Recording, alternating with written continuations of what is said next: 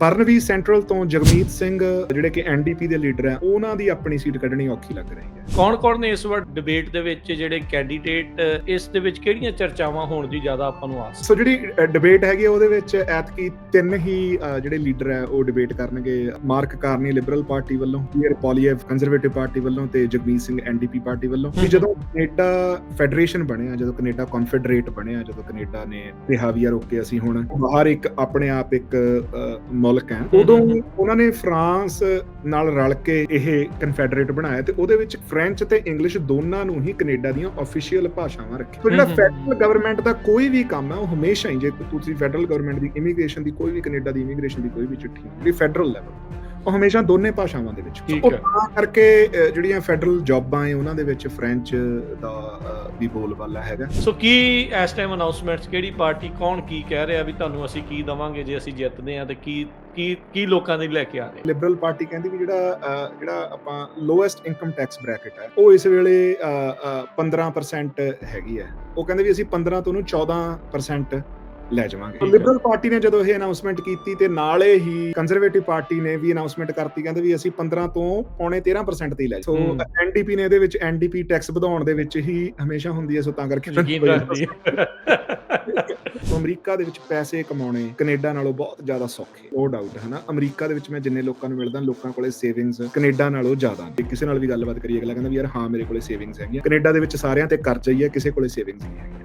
ਪਰ ਇਹ ਜਿਹੜਾ ਸੇਫਟੀ ਨੈਟ ਕਰਕੇ ਕੈਨੇਡਾ ਦੇ ਵਿੱਚ ਲੋਕਾਂ ਤੇ ਉਹਨਾਂ ਸਟ੍ਰੈਸ ਨਹੀਂ ਹੈ। ਮਤਲਬ ਅਮਰੀਕਾ ਦੇ ਵਿੱਚ ਮੈਂ ਦੇਖਿਆ ਵੀ ਸੇਵਿੰਗਸ ਹੋਣ ਦੇ ਬਾਵਜੂਦ ਇੱਕ ਭੈ ਵੀ ਯਾਰ ਜੇ ਜੌਬ ਚਲੇਗੀ ਮੇਰਾ ਘਰ ਚੱਲਿਆ ਜਾਣਾ। ਜੇ ਅਸੀਂ ਤੇਲ ਨੂੰ ਕੱਢ ਦਈਏ ਕੈਨੇਡਾ ਅਮਰੀਕਾ ਦੇ ਟ੍ਰੇਡ ਚੋਂ, ਤੇ ਜਿਹੜਾ ਕੈਨੇਡਾ ਦਾ ਸਰਪਲਸ ਆ ਉਹ ਸਿਰਫ 10%, ਜਿਹੜਾ ਕਿਉਂਕਿ ਤੇਲ ਇੰਨਾ ਜ਼ਿਆਦਾ ਜਾਂਦਾ, ਉਹਦੇ ਕਰਕੇ ਜਿਹੜਾ ਸਾਡਾ ਟ੍ਰੇਡ ਸਰਪਲਸ ਆ ਉਹ ਲਗਭਗ 60%। ਪਰ ਉਹ ਜਿਹੜਾ ਤੇਲ ਆ ਉਹਦਾ ਫਾਇਦਾ ਤਾਂ ਅਲਟੀਮੇਟਲੀ ਅਮਰੀਕਾ ਨੂੰ ਹੀ ਹੈ, ਕਿਉਂਕਿ ਤੇਲ ਨਿਕਲਦਾ ਕੈਨੇਡਾ ਚੋਂ, ਅਮਰੀਕਾ ਉਹਨੂੰ ਰਿਫਾਈਨ ਕਰਕੇ ਬਹੁਤ ਮਹਿੰਗੇ ਭਾਅ ਵੇਚਦਾ। ਪੋਲਸ ਦੇ ਵਿੱਚ ਕੀ ਇਸ ਟਾਈਮ ਚੱਲ ਰਿਹਾ ਆ, ਕੌਣ ਅੱਗੇ ਕੌਣ ਪਿੱਛੇ, ਕੀ ਕੰਜ਼ਰਵੇਟਿਵ ਪਾਰਟੀ ਜਿਹੜੇ ਪੀਅਰ ਪੋਲੀਏਵ ਕਰ ਰਹੇ ਨੇ ਉਸ ਗੈਪ ਨੂੰ ਕਲੋਜ਼ ਅਪ ਕਰ ਰਹੇ ਨੇ, ਦਿਨ 10-12 ਜਿਹੜੇ ਉਹ ਰਹਿ ਗਏ। ਪੋਲ ਆ ਉਹ ਕਹਿ ਰਹੇ ਹੈ ਵੀ ਲਿਬਰਲ ਪਾਰਟੀ ਦੀ ਸਰਕਾਰ ਬਣਨ ਦੇ ਜ਼ਿਆਦਾ ਚਾਂਸ ਹੈ। 193 ਤੱਕ ਸੀਟਾਂ ਲਿਬਰਲ ਪਾਰਟੀ ਜਿਹੜੀ ਉਹ ਜਿੱਤ ਸਕਦੀ ਹੈ, ਤੇ ਕੰਜ਼ਰਵੇਟਿਵ ਪਾਰਟੀ ਨੂੰ 121 ਦੇ ਕਰੀਬ ਜਿਹੜੀਆਂ ਸੀਟਾਂ ਜ਼ਿਆਦਾ ਪੋਲਸ ਦੇ ਰਹੇ ਆ। ਸਤਿ ਸ੍ਰੀ ਅਕਾਲ। Punjabi radio USA, Punjabi TV USA ਦੇ ਉੱਤੇ ਸਵਾਗਤ ਹੈ। ਮੈਂ ਰਾਜਕਰਨਵੀਰ ਸਿੰਘ।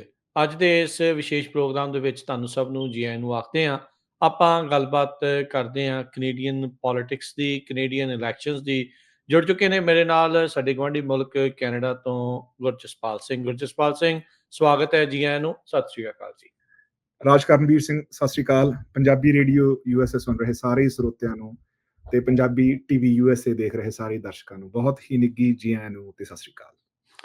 ਸੋ ਗੱਲਬਾਤ ਆਪਾਂ ਪਿਛਲੇ ਕਈ ਪ੍ਰੋਗਰਾਮਸ ਦੇ ਵਿੱਚ ਕੈਨੇਡੀਅਨ ਇਲੈਕਸ਼ਨਸ ਦੀ ਕਰ ਰਹੇ ਹਾਂ। ਸੋ ਦਿਨ ਗੁਰਜਸਪਾਲ ਸਿੰਘ ਨਜ਼ਦੀਕ ਆਉਂਦੇ ਜਾ ਰਹੇ ਆ ਇਲੈਕਸ਼ਨਸ ਦੇ ਲਈ। ਤਿਆਰੀਆਂ ਜਿਹੜੇ ਥਾਂ ਤੋਂ ਆਪਾਂ ਆਏ ਆ, ਉਦੋਂ ਤਾਂ ਫਿਰ ਇੱਦਾਂ ਮੇਲਾ ਜਿਹਾ ਲੱਗ ਜਾਂਦਾ ਹੁੰਦਾ ਇਹਨਾਂ ਦਿਨਾਂ ਦੇ ਵਿੱਚ। ਤੁਹਾਡੇ ਵੀ ਉੱਥੇ ਇੱਦਾਂ ਹੀ ਹੁੰਦਾ ਜਾਂ ਫਰਕ ਆ? ਬਿਲਕੁਲ ਮੇਲੇ ਵਾਂਗੂ ਹੀ ਹੈ ਜੀ। ਜਿਹੜੀਆਂ ਜੇ ਤੁਸੀਂ ਜਿਸ ਰਾਈਡਿੰਗ ਦੇ ਵਿੱਚ ਰਹਿੰਦੇ ਹੋ, ਹੁਣ ਇਲੈਕਸ਼ਨ ਦੀਆਂ ਗੱਲਾਂ ਹੋ ਰਹੀਆਂ, ਕੈਨਵਸਿੰਗ ਚੱਲਣ ਲੱਗ ਗਈ, ਡੋਰ ਟੂ ਡੋਰ ਨੌਕਿੰਗ ਚੱਲ ਰਹੀ ਹੈ, ਫੰਡ ਰੇਜ਼ਿੰਗ ਪਾਰਟੀਆਂ ਹੋ ਰਹੀਆਂ। ਹਰ ਬੰਦਾ ਜਿਹਨੂੰ ਲੱਗਦਾ ਵੀ ਜਿਹੜਾ ਬੰਦਾ ਜਿੱਤ ਸਕਦਾ ਉਹਦੇ ਤੇ ਦਾਅ ਲਾ ਰਿਹਾ ਹੈ, ਇਕੱਠ ਕਰਕੇ ਉਹਨਾਂ ਨੂੰ ਚਾਹ ਦਾਰੂ ਛਕਾ ਰਹੇ ਹੈ। ਖਾਣ ਪੀਣ ਦਾ ਕੰਮ ਚੱਲ ਰਿਹਾ ਪੂਰਾ ਚੱਲ ਰਿਹਾ ਜੀ। ਬਿਲਕੁਲ ਆਪਣੇ ਜਿੱਥੇ ਤੁਹਾਨੂੰ ਪਤਾ, ਕਿਉਂਕਿ ਜਿਹੜਾ ਕੈਨੇਡਾ ਦਾ ਇਲੈਕਸ਼ਨ ਸਿਸਟਮ ਹੈ ਪੰਜਾਬੀਆਂ ਨੂੰ ਸਮਝ ਆਉਂਦਾ, ਤੇ ਜਿੱਥੇ ਉਹ ਇਨਵੋਲਵਡ ਹੋ ਸਕਦੇ ਆ ਉੱਥੇ ਉਹ ਬਿਲਕੁਲ ਉਵੇਂ ਕੰਮ ਕਰ ਰਹੇ। ਅੱਛਾ, ਤੇ ਕੰਮ ਵੀ ਉਦਾਂ ਹੀ ਚੱਲਦੇ ਆ ਵੀ ਪੰਚ ਨੂੰ ਕਹਿਣਾ, ਸਰਪੰਚ ਨੂੰ ਕਹਿਣਾ, MP ਨੂੰ ਕਹਿਣਾ, MLA ਨੂੰ ਕਹਿਣਾ, ਜਾਂ ਉਸ ਚੀਜ਼ ਦਾ ਫਰਕ ਆ? ਨਹੀਂ, ਉਹ ਪਤਾ ਇੱਥੇ ਰਾਜਕਾਰਨ ਕੀ ਹੈ, MP ਤੇ MLA ਦੇ ਹੱਥ ਵਾਲਾ ਕੁਝ ਹੈ ਹੀ ਨਹੀਂਗਾ।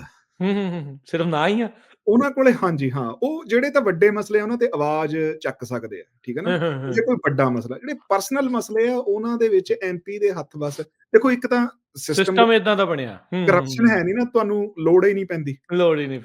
ਹਾਂਜੀ, ਬਹੁਤੇ ਬੰਦੇ ਤਾਂ ਇਹੀ ਹੁੰਦਾ ਨਾ ਵੀ ਯਾਰ ਸਾਡੇ ਭੋਗ ਤੇ ਆ ਗਿਆ, ਸਾਡੇ ਨਾਲ ਫੋਟੋ ਖਿਚਾ ਲਈ, ਤੇ ਜਾਂ ਗੱਲਾਂ ਲੈਣ ਨੂੰ, ਸਵਾਦ ਲੈਣ ਨੂੰ ਜਿਹੜੀ ਚੀਜ਼ ਹੈਗੀ ਆ, ਪਾਰਟੀ ਤੇ ਆ ਗਏ। ਅਸੀਂ MLA ਤੋਂ ਕੰਮ ਲੈ ਸਕਦੇ ਹਾਂ। ਉੱਥੇ ਇਹੀ ਹੈ ਵੀ ਅਸੀਂ ਕਮਿਊਨਿਟੀ ਲੈਵਲ ਤੇ ਜਿਹੜੇ ਵੱਡੇ ਮਸਲੇ ਆ, ਜਿੱਥੇ ਅਸੀਂ ਉਹਨਾਂ ਨੂੰ ਇਸ ਗੱਲ ਤੇ ਤੁਸੀਂ ਪਾਰਲੀਮੈਂਟ ਦੇ ਵਿੱਚ ਸਾਡੀ ਗੱਲ ਕਰੋ, ਇਸ ਗੱਲ ਤੇ ਤੁਸੀਂ ਲੈਜਿਸਲੇਟਿਵ ਅਸੈਂਬਲੀ ਦੇ ਵਿੱਚ ਸਾਡੀ ਗੱਲ ਕਰੋ, ਸਾਡੇ ਮਸਲੇ ਕਰੋ, ਜਾਂ ਸਿਸਟਮੈਟਿਕ ਚੇਂਜ ਲੈ ਕੇ ਆਉਣੀ। ਜੇ ਮਤਲਬ ਜਿਹੜੀਆਂ ਕੰਮਾਂ ਤੇ ਸਾਨੂੰ ਕੰਮ ਕਰਨਾ ਚਾਹੀਦਾ, ਵੀ ਬਿਊਰੋਕ੍ਰੇਸੀ ਦੇ ਵਿੱਚ ਸਾਡੇ ਜਵਾਕ ਕਿੱਦਾਂ ਜਾਣ। ਜਿਹੜੀਆਂ ਅਪੁਆਇੰਟਮੈਂਟਸ ਹੈ, ਮੰਨ ਲਓ ਡਿਪਟੀ ਮਿਨਿਸਟਰ ਦੀ ਅਪੁਆਇੰਟਮੈਂਟ ਹੋਣੀ ਹੈ, ਉੱਥੇ ਜੇ ਕੋਈ ਸਾਡਾ ਕਾਬਲ ਜਵਾਕ ਹੈਗਾ, ਉਹਨੂੰ ਡਿਪਟੀ ਮਿਨਿਸਟਰ ਲਾਇਆ ਜਾਵੇ। ਉਹ ਇੱਕ ਬਿਊਰੋਕ੍ਰੈਟਿਕ ਪੋਜੀਸ਼ਨ ਹੈ। ਡਿਪਟੀ ਮਿਨਿਸਟਰ ਨਾਲ ਅਟੈਚ ਹੁੰਦਾ, ਜਾਂ ਕਿਸੇ MP ਦੇ ਦਫ਼ਤਰ ਦੇ ਵਿੱਚ ਜਿਹਨੇ ਕੰਮ ਕਰਾਉਣੇ ਆ, ਉੱਥੇ ਆਪਣੇ ਬੰਦੇ ਹੈਗੇ ਜਾਂ ਨਹੀਂ ਹੈਗੇ। ਕਾਉਂਟੀ ਲੈਵਲ ਤੇ, ਸਿਟੀ ਲੈਵਲ ਤੇ, ਇਦਾਂ ਦੇ ਲੈਵਲ ਦੇ ਉੱਤੇ ਜਿਹੜੇ ਵੀ ਉੱਥੇ ਹੀ ਚਾਹੀਦੀ, ਉੱਥੋਂ ਹੀ ਚੇਂਜ ਆਉਣੇ ਆ। ਹਾਂਜੀ ਹਾਂ, ਉਹ ਅਸੀਂ ਡਿਮਾਂਡ ਹੀ ਨਹੀਂ ਰੱਖਦੇ। ਹੋਰ ਤਾਂ ਹੁਣ ਇੱਥੇ ਬਾਕੀ ਤਾਂ MLA MP ਦੇ ਹੱਥ ਵਾਲਾ ਹੁੰਦਾ ਨਹੀਂਗਾ, ਨਾ ਤਾਂ ਉਹ ਪੁਲਿਸ ਨੂੰ ਕਹਿ ਕੇ ਸਾਡਾ ਬੰਦਾ ਥਾਣੇ ਚੋਂ ਛੁਡਾ ਸਕਦੇ ਆ, ਚਲੋ ਫੜਦੇ ਵੀ ਨਹੀਂ ਉਦਾਂ ਦਾ, ਇਸ ਲਈ ਛਡਾਉਣ ਦੀ ਨੌਬਤ ਵੀ ਨਹੀਂ ਪੈਂਦੀ, ਨਾ ਉਹ ਇਮੀਗ੍ਰੇਸ਼ਨ ਦਵਾ ਸਕਦੇ ਆ। MP MLA ਨੇ ਵੱਧ ਤੋਂ ਵੱਧ ਪੰਜਾਬੀਆਂ ਨੂੰ ਕੀ ਕੰਮ ਹੁੰਦਾ ਜੀ, ਅਸੀਂ ਸਾਡੇ ਘਰਦਿਆਂ ਦਾ ਫਾਈਲ ਲੱਗੀ ਸੀਗੀ, ਉਹਦਾ ਸਟੇਟਸ ਪਤਾ ਕਰ ਦਿਓ। ਉਹ ਤੁਸੀਂ ਕਿਸੇ ਵੀ ਆਫਿਸ ਕੋਲ ਚਲੇ ਜਾਓ, ਉਹ ਕਰ ਹੀ ਦਿੰਦੇ, ਉਹਦੇ ਚ ਕੋਈ ਜਾਣ ਪਛਾਣ ਦਾ ਮਤਲਬ।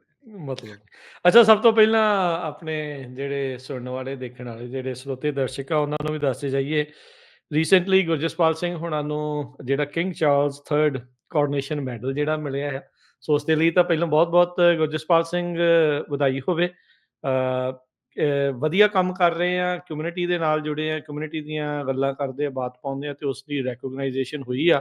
ਸੋ ਜੇ ਥੋੜਾ ਜਿਹਾ ਉਸ ਮੈਡਲ ਦੇ ਬਾਰੇ ਸਾਡੇ ਸੁਣਨ ਵਾਲੇ, ਦੇਖਣ ਵਾਲਿਆਂ ਨੂੰ ਥੋੜਾ ਦੱਸੋ, ਤੇ ਕਦੋਂ ਇਹ ਮੈਡਲ ਮਿਲਿਆ, ਕਿਸ ਚੀਜ਼ ਦੇ ਲਈ ਮਿਲਿਆ, ਥੋੜਾ ਦੱਸਿਓ। ਜੀ ਧੰਨਵਾਦ ਰਾਜਕਰਨ। ਪਹਿਲਾਂ ਤਾਂ ਜਿਹੜਾ ਇਹ ਮੈਡਲ ਮਿਲਿਆ, ਦੇਖੋ ਇਹ ਮੈਨੂੰ ਮਿਲਿਆ, ਪਰ ਇਹ ਮੈਨੂੰ ਮਿਲਣਾ ਨਹੀਂ ਚਾਹੀਦਾ। ਇਹ ਇੱਕ ਕਲੈਕਟਿਵ ਐਫਰਟ ਹੈ। ਮਹਾਰਾਜ ਦੀ ਦਿੱਤੀ ਬਖਸ਼ਿਸ਼ ਨਾਲ ਵਿਨੀਪੈਗ ਦੇ ਵਿੱਚ ਸਾਡਾ ਇੱਕ ਸਰਕਲ, ਇੱਕ ਗਰੁੱਪ ਇਦਾਂ ਦਾ ਬਣਿਆ, ਜਿਹੜੇ ਇਕੱਠੇ ਹੋ ਕੇ ਕਮਿਊਨਿਟੀ ਲਈ ਕੰਮ ਕਰਨ ਦੀ ਕੋਸ਼ਿਸ਼ ਕਰ ਰਹੇ ਆ। ਮੈਨੂੰ ਤਾਂ ਅਜੇ ਇਹ ਲੱਗਦਾ ਵੀ ਹਜੇ ਅਸੀਂ ਬਹੁਤ ਦੂਰ ਹਾਂ ਜੋ ਅਸੀਂ ਅਚੀਵ ਕਰਨਾ ਚਾਹੁੰਦੇ ਹਾਂ, ਪਰ ਉਹਦੇ ਵਿੱਚ ਕਿਉਂਕਿ ਜਦੋਂ ਕੰਮ ਕਰਨਾ ਸ਼ੁਰੂ ਕੀਤਾ, ਸੋ ਉਹਦੇ ਵਿੱਚ ਅਸੀਂ ਇੱਕ ਮਤਲਬ ਇੱਕ ਤਾਂ ਜਿਹੜੀ ਆਪਾਂ ਗੁਰਦੁਆਰਾ ਸਾਹਿਬ ਦੇ ਵਿੱਚ ਜਿਹੜੀ ਇਨਵੋਲਵਮੈਂਟ ਰਹੀ ਦੀ ਹੈ, ਉਹ ਹੈਗੀ ਹੈ। ਦੂਜੀ ਗੱਲ ਵੀ ਕੋਈ ਵੀ MLA MP ਦਾ ਕੈਂਡੀਡੇਟ ਹੈ, ਜਿਹੜੀ ਗੱਲ ਮੈਂ ਇੱਥੇ ਆਪਣੇ ਰੇਡੀਓ ਤੇ ਆ ਕੇ ਵੀ ਮੈਂ ਸਾਰੇ ਲੋਕਾਂ ਨੂੰ ਕਹਿਣਾ। ਸੋ ਅਸੀਂ ਕੀ ਕੀਤਾ ਵੀ ਜਿਹੜਾ ਸਾਡਾ ਸਰਕਲ ਹੈਗਾ, ਭਰਾ ਹੀ ਆ, ਉਹਦੇ ਚ ਬਹੁਤੇ ਵੱਡੇ ਭਰਾ ਹੈ, ਮੈਂ ਉਹਨਾਂ ਚ ਛੋਟਾ ਹਾਂ, ਸਭ ਭਾਈਆਂ ਲਗਭਗ ਸਾਰਿਆਂ ਚੋਂ। ਵੀ ਅਸੀਂ ਕੀ ਕਿਹਾ ਵੀ ਯਾਰ ਅਸੀਂ ਕਿਸੇ ਇੱਕ ਪਾਰਟੀ ਦੀ ਸਾਈਡ ਨਹੀਂ ਲੈਣੀ। ਜਿੰਨੇ ਵੀ MLA MP ਕੈਂਡੀਡੇਟ ਹੈਗੇ ਆ, ਉਹਨਾਂ ਨੂੰ ਮਿਲੀਦਾ, ਉਹਨਾਂ ਨਾਲ ਜਿਹੜੀ ਸਿੱਖ ਕੌਮ ਦੇ ਮਸਲੇ ਆ, ਪੰਜਾਬੀ ਕਮਿਊਨਿਟੀ ਦੇ ਮਸਲੇ ਆ, ਉਹਨਾਂ ਬਾਰੇ ਉਹਨਾਂ ਨਾਲ ਗੱਲ ਕਰੀਦੀ ਹੈ, ਉਹਨਾਂ ਨੂੰ ਮਿਲ ਕੇ ਉਹ ਮਸਲੇ ਦੱਸੀਦੇ ਆ। ਜੇ ਕਿਸੇ ਨੂੰ ਕੋਈ ਇਮੀਗ੍ਰੇਸ਼ਨ ਦੀ ਸਮੱਸਿਆ ਜਾਂ ਕੋਈ ਉਦਾਂ ਦੀ ਸਮੱਸਿਆ ਹੈਗੀ, ਉਹਨਾਂ ਨੂੰ ਮਦਦ ਤਾਂ ਨਹੀਂ ਕਰ ਸਕਦੇ ਹੁੰਦੇ, ਜਾਣਕਾਰੀ ਦੇ ਸਕਦੇ ਹੁੰਦੇ ਆ ਵੀ ਉਸ ਜਿਹੜਾ ਪਾਰਟਿਕੂਲਰ ਮਿਨਿਸਟਰ ਹੈਗਾ, ਉਹ ਤੋਂ ਪੁੱਛ ਕੇ ਜਾਣਕਾਰੀ ਦੇਤੀ ਯਾਰ ਅਸੀਂ ਆਹ ਚੀਜ਼ ਕਰ ਸਕਦੇ ਹਾਂ। ਦੂਜੀ ਚੀਜ਼, ਅਸੀਂ ਇੱਕ Punjabi chamber of commerce establish ਕੀਤਾ ਮੈਨੀਟੋਬਾ। ਉਹ ਕੀ ਹੈ ਵੀ ਇੱਕ ਗਰੁੱਪ ਹੈ ਪੰਜਾਬੀ ਬਿਜ਼ਨੈਸਿਸ ਦਾ, ਜਿਹਦੇ ਰਾਹੀਂ ਅਸੀਂ ਸਾਰੇ ਬਿਜ਼ਨੈਸਿਸ, ਨਾਰਮਲੀ ਕੀ ਹੁੰਦਾ ਜਦੋਂ ਕਿਸੇ ਬਿਜ਼ਨਸ ਨੂੰ ਕੋਈ ਮਸਲਾ ਅੜਦਾ, ਉਹ ਦੇਖਦਾ ਵੀ ਯਾਰ ਮੇਰਾ MP ਜਾਂ ਮੇਰਾ MLA ਕੌਣ ਹੈ, ਤੇ ਮੈਂ ਉਹਦੇ ਤੋਂ ਜਾ ਕੇ ਆਪਣਾ ਉਹਨੂੰ ਕਹਾਂ ਵੀ ਯਾਰ ਸਾਨੂੰ ਇਹ ਮਸਲਾ ਅੜ ਰਿਹਾ। ਪਰ ਉਹਦੀ ਕਿਉਂਕਿ ਉਹ ਕੱਲਾ ਹੈ, ਉਹਦੇ ਕੋਲੇ ਉਨਾ ਪ੍ਰੈਸ਼ਰ ਨਹੀਂ ਹੈਗਾ। ਹੁਣ ਕਈ ਬਿਜ਼ਨੈਸਿਸ ਤਕੜੇ ਆ ਜਿਹੜੇ ਉਸ MP MLA ਨਾਲ ਜਿਹਨਾਂ ਦਾ ਰਿਲੇਸ਼ਨਸ਼ਿਪ ਬਣਿਆ ਹੁੰਦਾ, ਤੇ MP MLA ਦਾ ਜੀ ਕਰਦਾ ਵੀ ਮੈਂ ਇਹਦਾ ਕੰਮ ਕਰਾਂ, ਪਰ ਜਿਹੜੇ ਛੋਟੇ ਬਿਜ਼ਨੈਸਿਸ ਆ ਉਹਨਾਂ ਕੋਲੇ ਤਾਂ ਪਲੇਟਫਾਰਮ ਹੁੰਦਾ ਨਹੀਂ। ਸੋ ਅਸੀਂ ਉਹ ਪੰਜਾਬੀ ਚੈਂਬਰ ਆਫ ਕਾਮਰਸ ਇੱਕ ਪਲੇਟਫਾਰਮ ਬਣਾਇਆ, ਜਿਹਦੇ ਤੇ ਸਾਰੇ ਬਿਜ਼ਨੈਸਿਸ ਇਕੱਠੇ ਆ ਕੇ ਇੱਕ ਐਡਵੋਕੇਸੀ ਗਰੁੱਪ ਕਾਈਂਡ ਆਫ ਬਣ ਗਿਆ। ਵੀ ਅਸੀਂ ਜਦੋਂ ਹੁਣ ਜੇ ਕਿਸੇ ਬਿਜ਼ਨਸ ਨੂੰ ਮਸਲਾ ਹੈ, ਤਾਂ ਅਸੀਂ ਕਹਿੰਦੇ ਵੀ ਯਾਰ ਚੈਂਬਰ ਵੱਲੋਂ ਆ ਰਿਹਾ, ਸਾਡੇ ਕੋਲੇ 100 ਬਿਜ਼ਨੈਸਿਸ ਹੈ। ਗਰੁੱਪ ਦਾ ਭਾਰ ਵੱਧ ਜਾਂਦਾ। ਜਿਵੇਂ ਕੈਲੀਫੋਰਨੀਆ ਦੇ ਵਿੱਚ, ਫ੍ਰੈਜ਼ਨੋ ਦੇ ਵਿੱਚ ਆਪਾਂ ਪੱਗ ਲਾ ਲਈਏ, ਹੁਣ ਜੇ ਇਕੱਲੇ ਫਾਰਮਰ ਨੂੰ ਕਿਹਨੇ ਸੁਣਨਾ ਸੀਗਾ, ਪਰ ਜਦੋਂ ਪੱਗ ਕਹਿੰਦੀ ਵੀ ਯਾਰ ਸਾਡੇ ਨਾਲ 400 ਫਾਰਮਰ ਆ, ਉਹ ਇਕੱਠੇ ਹੋ ਕੇ ਜਾਂਦੇ ਆ, ਤਾਂ ਉਹਨਾਂ ਦੀ ਗੱਲ ਸੁਣੀ ਜਾਂਦੀ ਹੈ। ਸੋ ਉਹਦੇ ਵਿੱਚ ਥੋੜੀ ਇਨਵੋਲਵਮੈਂਟ ਹੋਈ। ਬਾਕੀ ਜਿਹੜੀ ਇੱਥੇ ਦੀ ਐਗਰੀਕਲਚਰ ਕਾਰਪੋਰੇਸ਼ਨ ਹੈਗੀ ਹੈ, ਉਹਦੇ ਬੋਰਡ ਤੇ ਬੈਠਣ ਦਾ ਮਤਲਬ ਜਿਵੇਂ ਵੀ ਹੋ ਸਕਦਾ, ਸੋ ਉਹ ਇਨਵੋਲਵਮੈਂਟ ਹੋਣ ਕਰਕੇ ਸਮਹਾਉ ਮੈਂ ਕਿਸੇ MLA ਦੀ ਨਿਗਾਹ ਚ ਆ ਗਿਆ, ਉਹਨਾਂ ਨੂੰ ਕਿਸੇ ਨਾ ਕਿਸੇ ਨੇ ਕਿਹਾ ਹੋਣਾ। ਸੋ ਜਿਹੜੀਆਂ ਇਹ ਕਿੰਗ ਕੋਰੋਨੇਸ਼ਨ ਮੈਡਲ ਦੀ ਨੋਮੀਨੇਸ਼ਨ ਹੈ, ਇਹ MLA ਕਰ ਸਕਦੇ ਆ ਜਾਂ MP ਕਰ ਸਕਦੇ ਆ। ਠੀਕ ਹੈ ਜੀ। ਜਿਹੜੇ ਤੁਹਾਡੇ ਲਈ ਕਿਹਨੇ ਕੀਤੀ ਸੀਗੀ? ਜੈਨੀਫਰ ਚੈਨ ਨੇ ਜੀ, ਵਿਨੀਪੈਗ ਸਾਊਥ ਤੋਂ MLA, ਫੋਰਟ ਰਿਚਮੰਡ। ਸੋ ਉਹਨਾਂ ਦਾ ਮੈਂ ਉਹਨਾਂ ਨੂੰ 2 ਵਾਰੀ ਮਿਲਿਆ ਸੀ। ਉਹਨਾਂ ਦਾ ਮੈਨੂੰ ਫੋਨ ਆਇਆ, ਕਹਿੰਦੇ ਵੀ ਗੁਰਜਸਪਾਲ ਤੇਰਾ ਅੱਡ ਥਾਂ ਤੋਂ ਸਾਨੂੰ ਨਾਂ ਆਇਆ ਵੀ ਮੈਂ ਤੈਨੂੰ ਨੋਮੀਨੇਟ ਕਰਨਾ ਚਾਹੁੰਦੀ ਹਾਂ। ਵੱਡੇ ਭਾਗ ਹੈ ਉਹਦੇ ਚ। ਮੇਰੀ ਇੰਟੈਂਸ਼ਨ ਅਗੇਨ ਪਰਸਨਲ ਉਹ ਨਹੀਂ ਸੀਗੀ, ਮੈਨੂੰ ਇਹ ਸੀਗਾ ਵੀ ਯਾਰ ਜੇ ਚਲੋ ਇਹ ਚੀਜ਼ ਮਿਲਦੀ ਹੈ, ਇਹਨੂੰ ਫੇਰ ਅੱਗੇ ਕਮਿਊਨਿਟੀ ਦੇ ਮਫਾਦ ਅੱਗੇ ਵਧਾਉਣ ਲਈ ਇਸ ਮੈਡਲ ਨੂੰ ਅਸੀਂ ਵਰਤ ਸਕਦੇ ਹਾਂ। ਸੋ ਉਹਦੇ ਕਰਕੇ ਪਿਛਲੇ ਹਫ਼ਤੇ 7 ਅਪ੍ਰੈਲ ਨੂੰ ਮੈਨੀਟੋਬਾ ਦੀ ਲੈਜਿਸਲੇਟਿਵ ਅਸੈਂਬਲੀ ਦੇ ਵਿੱਚ ਮੈਨੀਟੋਬਾ ਦੇ ਪ੍ਰੀਮੀਅਰ ਵਾਬ ਕਿਨੂ ਤੇ ਜਿਹੜੇ ਮੈਨੀਟੋਬਾ ਦੇ ਜਿਹੜੇ ਲੈਫਟੀਨੈਂਟ ਜਨਰਲ ਜਿਹੜਾ ਇੰਗਲੈਂਡ ਦਾ ਕਰਾਊਨ ਹੈ ਉਹਦੇ ਰਿਪਰੈਜ਼ੈਂਟੇਟਿਵ ਹੁੰਦੇ ਆ ਪ੍ਰੋਵਿੰਸ ਦੇ ਵਿੱਚ। ਅੱਛਾ ਜੀ, ਠੀਕ ਸੋ ਆ। ਜਿਹਨੂੰ ਆਪਾਂ ਕਹਿ ਲਈ ਵੀ ਸਟੇਟ ਦੇ ਰਿਪਰੈਜ਼ੈਂਟੇਟਿਵ ਲੈਫਟੀਨੈਂਟ ਜਨਰਲ ਅਨੀਟਾ ਨਿਵਿਲ ਹੋਣਾ ਨੇ ਜਿਹੜਾ ਉਹ ਮੈਡਲ ਦਿੱਤਾ। ਸੋ ਤੁਸੀਂ ਲਾ ਲਓ ਵੀ ਹਰ ਇੱਕ ਐਮਐਲਏ ਨੂੰ ਦੋ ਬੰਦਿਆਂ ਨੂੰ ਨੋਮੀਨੇਟ ਕਰ ਸਕਦੇ ਸੀ। ਸੋ ਲਗਭਗ 120 ਬੰਦਿਆਂ ਨੂੰ ਮੈਨੀਟੋਬਾ ਦੇ ਵਿੱਚੋਂ ਮੈਡਲ ਮਿਲਿਆ ਸੀ, ਉਹਨਾਂ ਦੇ ਵਿੱਚੋਂ ਇੱਕ ਤੇ ਬਹੁਤ ਬਹੁਤ ਵਧਾਈ ਆ, ਬਹੁਤ ਖੁਸ਼ੀ ਵਾਲੀ ਗੱਲ ਆ। ਤੇ ਇਹੀ ਆਸ ਉਮੀਦ ਆ ਵੀ ਇਦਾਂ ਹੀ ਕਮਿਊਨਿਟੀ ਦੀ ਗੱਲ ਨੂੰ, ਆਪਣੇ ਲੋਕਾਂ ਦੀ ਗੱਲ ਨੂੰ ਹਮੇਸ਼ਾ ਅੱਗੇ ਉਹਨਾਂ ਦੀ ਬਾਤ ਪਾਉਂਦੇ ਰਹੋ, ਉਹਨਾਂ ਦੇ ਮਸਲਿਆਂ ਨੂੰ ਚੱਕਦੇ ਰਹੋ, ਤਾਂ ਜੋ ਕਲੈਕਟਿਵਲੀ ਆਪਾਂ ਉਹਨਾਂ ਦੇ ਸੋਲੂਸ਼ਨਸ ਵੱਲ ਨੂੰ ਵਧੀਏ। ਇਲੈਕਸ਼ਨਸ ਦਾ ਮਤਲਬ, ਇਦਾਂ ਦੀਆਂ ਕਮੇਟੀਆਂ ਦਾ ਮਤਲਬ, ਇਦਾਂ ਦੇ ਗਰੁੱਪਾਂ ਦਾ ਮਤਲਬ ਇਹ ਹੁੰਦਾ ਹੈ ਵੀ ਕਲੈਕਟਿਵਲੀ ਆਪਾਂ ਇਕੱਠੇ ਹੋ ਕੇ ਜਿਹੜਾ ਉਹ ਕੀ ਫਾਇਦਾ ਜਿਹੜਾ ਆ ਉਹ ਕਰ ਸਕਦੇ ਹਾਂ। ਸੋ ਬਹੁਤ ਬਹੁਤ ਵਧੀਆ, ਬਹੁਤ ਖੁਸ਼ੀ ਵਾਲੀ ਗੱਲ ਆ ਤੇ ਆਸ ਉਮੀਦ ਇਹੀ ਆ ਵੀ ਆਪਣੇ ਇਸ ਕੰਮ ਨੂੰ ਤੁਸੀਂ ਇਦਾਂ ਹੀ ਜਾਰੀ ਰੱਖੋਗੇ। ਤੇ ਹੁਣ ਆਪਾਂ ਇਲੈਕਸ਼ਨਸ ਦੇ ਵੱਲ ਨੂੰ ਫਿਰ ਝਾਤ ਜਿਹੜੀ ਉਹ ਮਾਰਦੇ ਹਾਂ। ਡਿਬੇਟ ਹੋਣਾ ਸੀ ਜਿਹੜਾ ਫ੍ਰੈਂਚ ਭਾਸ਼ਾ ਦੇ ਵਿੱਚ, ਉਸਨੂੰ ਪੋਸਟਪੋਨ ਕੀਤਾ ਆ। ਅੰਗਰੇਜ਼ੀ ਵਾਲਾ ਜਿਹੜਾ ਡਿਬੇਟ ਆ ਉਹ ਵੀਰਵਾਰ ਨੂੰ ਜਿਹੜਾ ਉਹ ਹੋਣਾ ਆ। ਕੌਣ ਨੇ ਇਸ ਵਾਰ ਡਿਬੇਟ ਦੇ ਵਿੱਚ ਜਿਹੜੇ ਕੈਂਡੀਡੇਟ ਤੇ ਇਸ ਦੇ ਵਿੱਚ ਕਿਹੜੀਆਂ ਚਰਚਾਵਾਂ ਹੋਣ ਦੀ ਜ਼ਿਆਦਾ ਆਪਾਂ ਨੂੰ ਆਸ ਆ? ਸੋ ਜਿਹੜਾ ਡਿਬੇਟ ਹੈਗੀ ਆ ਕੱਲ ਨੂੰ ਰੱਖੀ ਹੈ। ਸੋ ਜਿਹੜੀ ਫ੍ਰੈਂਚ ਲੈਂਗੁਏਜ ਦੀ ਅੱਜ ਹੋਣੀ ਸੀ ਡਿਬੇਟ, ਪਰ ਉਹਨਾਂ ਨੂੰ ਕਿਉਂਕਿ NHL ਦੀ ਗੇਮ ਦੇ ਨਾਲ ਉਹਦਾ ਕਲੈਸ਼ ਕਰ ਗਿਆ। ਸੋ ਉਹਨਾਂ ਨੂੰ ਪੋਸਟਪੋਨ ਕਰਨੀ ਪਈ ਡਿਬੇਟ। ਇਹਦਾ ਮਤਲਬ ਇਹ ਆ ਵੀ ਹਾਕੀ ਮੋਹਰੇ ਆ, ਪ੍ਰਾਈਮ ਮਿਨਿਸਟਰ ਪਿੱਛੇ ਆ। ਬਿਲਕੁਲ ਜੀ, ਕੈਨੇਡਾ ਦੇ ਵਿੱਚ ਤਾਂ ਇਸ ਗੱਲ ਦੇ ਵਿੱਚ ਕੋਈ ਸ਼ੱਕ ਹੀ ਨਹੀਂ ਹੈਗਾ ਜੀ। ਠੀਕ ਹੈ। ਕੈਨੇਡਾ ਦਾ ਤਾਂ ਜਿਵੇਂ ਉਹ ਕਹਿੰਦੇ ਨੇ ਵੀ ਕੈਨੇਡਾ ਦਾ ਧਰਮ ਹਾਕੀ ਹੈ ਜੀ, ਠੀਕ ਹੈ ਜੀ, ਹਾਕੀ ਸਭ ਤੋਂ ਮੂਹਰੇ ਹੈ ਤੇ ਉਹਦੇ ਵਿੱਚ ਚਲੋ ਜੀ ਅੱਗੇ।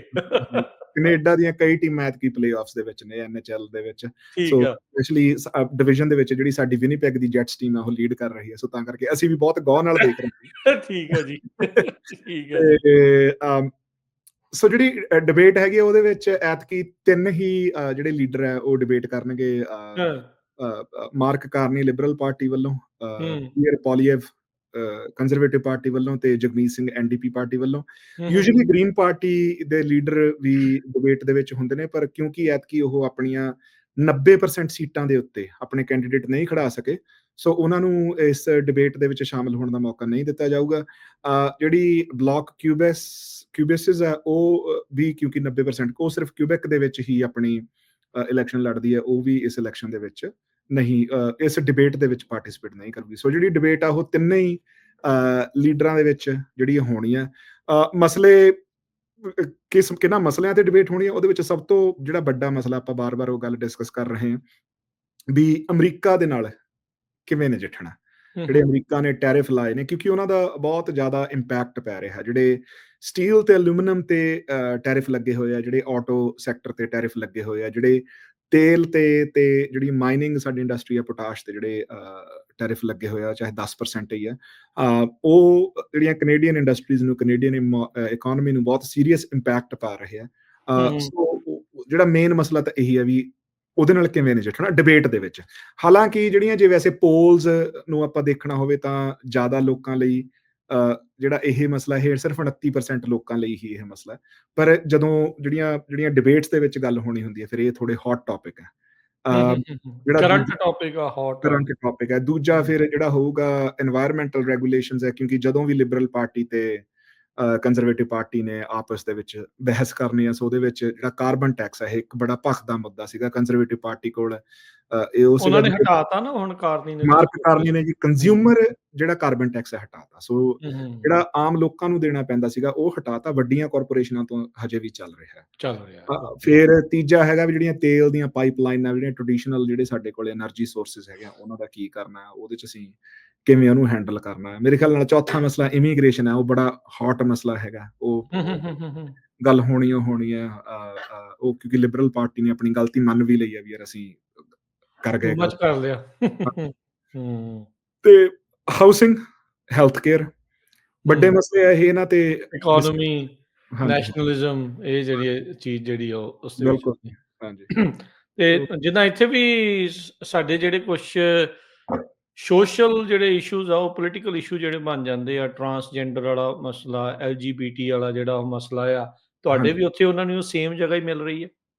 ਸਕੂਲ ਦੀ ਐਜੂਕੇਸ਼ਨ ਨੂੰ ਲੈ ਕੇ ਰੌਲਾ ਇਦਾਂ ਦੇ ਜਿਹੜੇ ਚੀਜ਼ਾਂ ਆ। ਯੂਜੂਅਲੀ ਇਹ ਮਸਲੇ ਹੁੰਦੇ ਨੇ। ਹੁਣ ਜਿਹੜਾ ਸਕੂਲ ਵਾਲਾ ਮਸਲਾ ਉਹ ਕਿਉਂਕਿ ਫੈਡਰਲ ਗਵਰਨਮੈਂਟ ਦਾ ਮਸਲਾ ਹੀ ਹੈ ਨਹੀਂਗਾ, ਉਹ ਪ੍ਰੋਵਿੰਸ ਲੈਵਲ ਤੇ ਹੈ। ਓਕੇ, ਠੀਕ ਆ। ਉਹ ਉਹ ਉਹਨਾਂ ਦੇ ਇਹਨਾਂ ਦੇ ਅਖਤਿਆਰ 'ਚ ਹੀ ਨਹੀਂ ਉਹ। ਹਾਂਜੀ, ਉਹ ਫੈਡਰਲ ਇਲੈਕਸ਼ਨਸ ਦੇ ਵਿੱਚ ਉਹ ਮਸਲਾ ਨਹੀਂ ਬਣਦਾ। ਹੁਣ ਜਿਹੜਾ ਹੂੰ, ਹੈਲਥ ਹੂੰ। ਕੇਅਰ ਦਾ ਮਸਲਾ ਏ, ਉਹ ਵੀ ਮਤਲਬ ਲੋਕਾਂ ਨੂੰ ਇਹ ਗੱਲ ਸਮਝ ਨਹੀਂ ਗਈ, ਪਰ ਜਿਹੜਾ health care federal government fund ਕਰਦੀ ਹੈ, ਪਰ ਜਿਹੜਾ ਚਲਾਉਣਾ ਹੈਲਥ ਕੇਅਰ ਉਹ ਵੀ ਪ੍ਰੋਵਿੰਸ ਦਾ ਹੀ ਮਸਲਾ ਹੈ। ਠੀਕ ਆ। ਤੋ ਤਾਂ ਹੀ ਜਦੋਂ ਹੁਣ ਦੇਖੋ ਟੌਪਿਕ ਮਤਲਬ ਉਹ ਪ੍ਰੋਵਿੰਸ਼ੀਅਲ ਹੀ ਆ। ਜੇ ਤੁਸੀਂ ਕਿਸੇ ਸਰੀ ਵਾਲੇ ਬੰਦੇ ਨਾਲ ਗੱਲ ਕਰੋ, ਉਹ ਕਹੂਗਾ ਵੀ ਯਾਰ ਕੈਨੇਡਾ ਦੇ ਵਿੱਚ ਹੈਲਥ ਕੇਅਰ ਦਾ ਬਹੁਤ ਬੁਰਾ ਹਾਲ ਹੈ। ਹੂੰ, ਹੂੰ, ਜੇ ਹੂੰ, ਤੁਸੀਂ ਹੂੰ। ਕਿਸੇ ਬਰੈਂਪਟਨ ਵਾਲੇ ਬੰਦੇ ਨਾਲ ਗੱਲ ਕਰੋ, ਉਹ ਕਹੂਗਾ ਵੀ ਯਾਰ ਕੈਨੇਡਾ ਦੇ ਵਿੱਚ ਹੈਲਥ ਕੇਅਰ ਦਾ ਬਹੁਤ ਬੁਰਾ ਹਾਲ ਹੈ।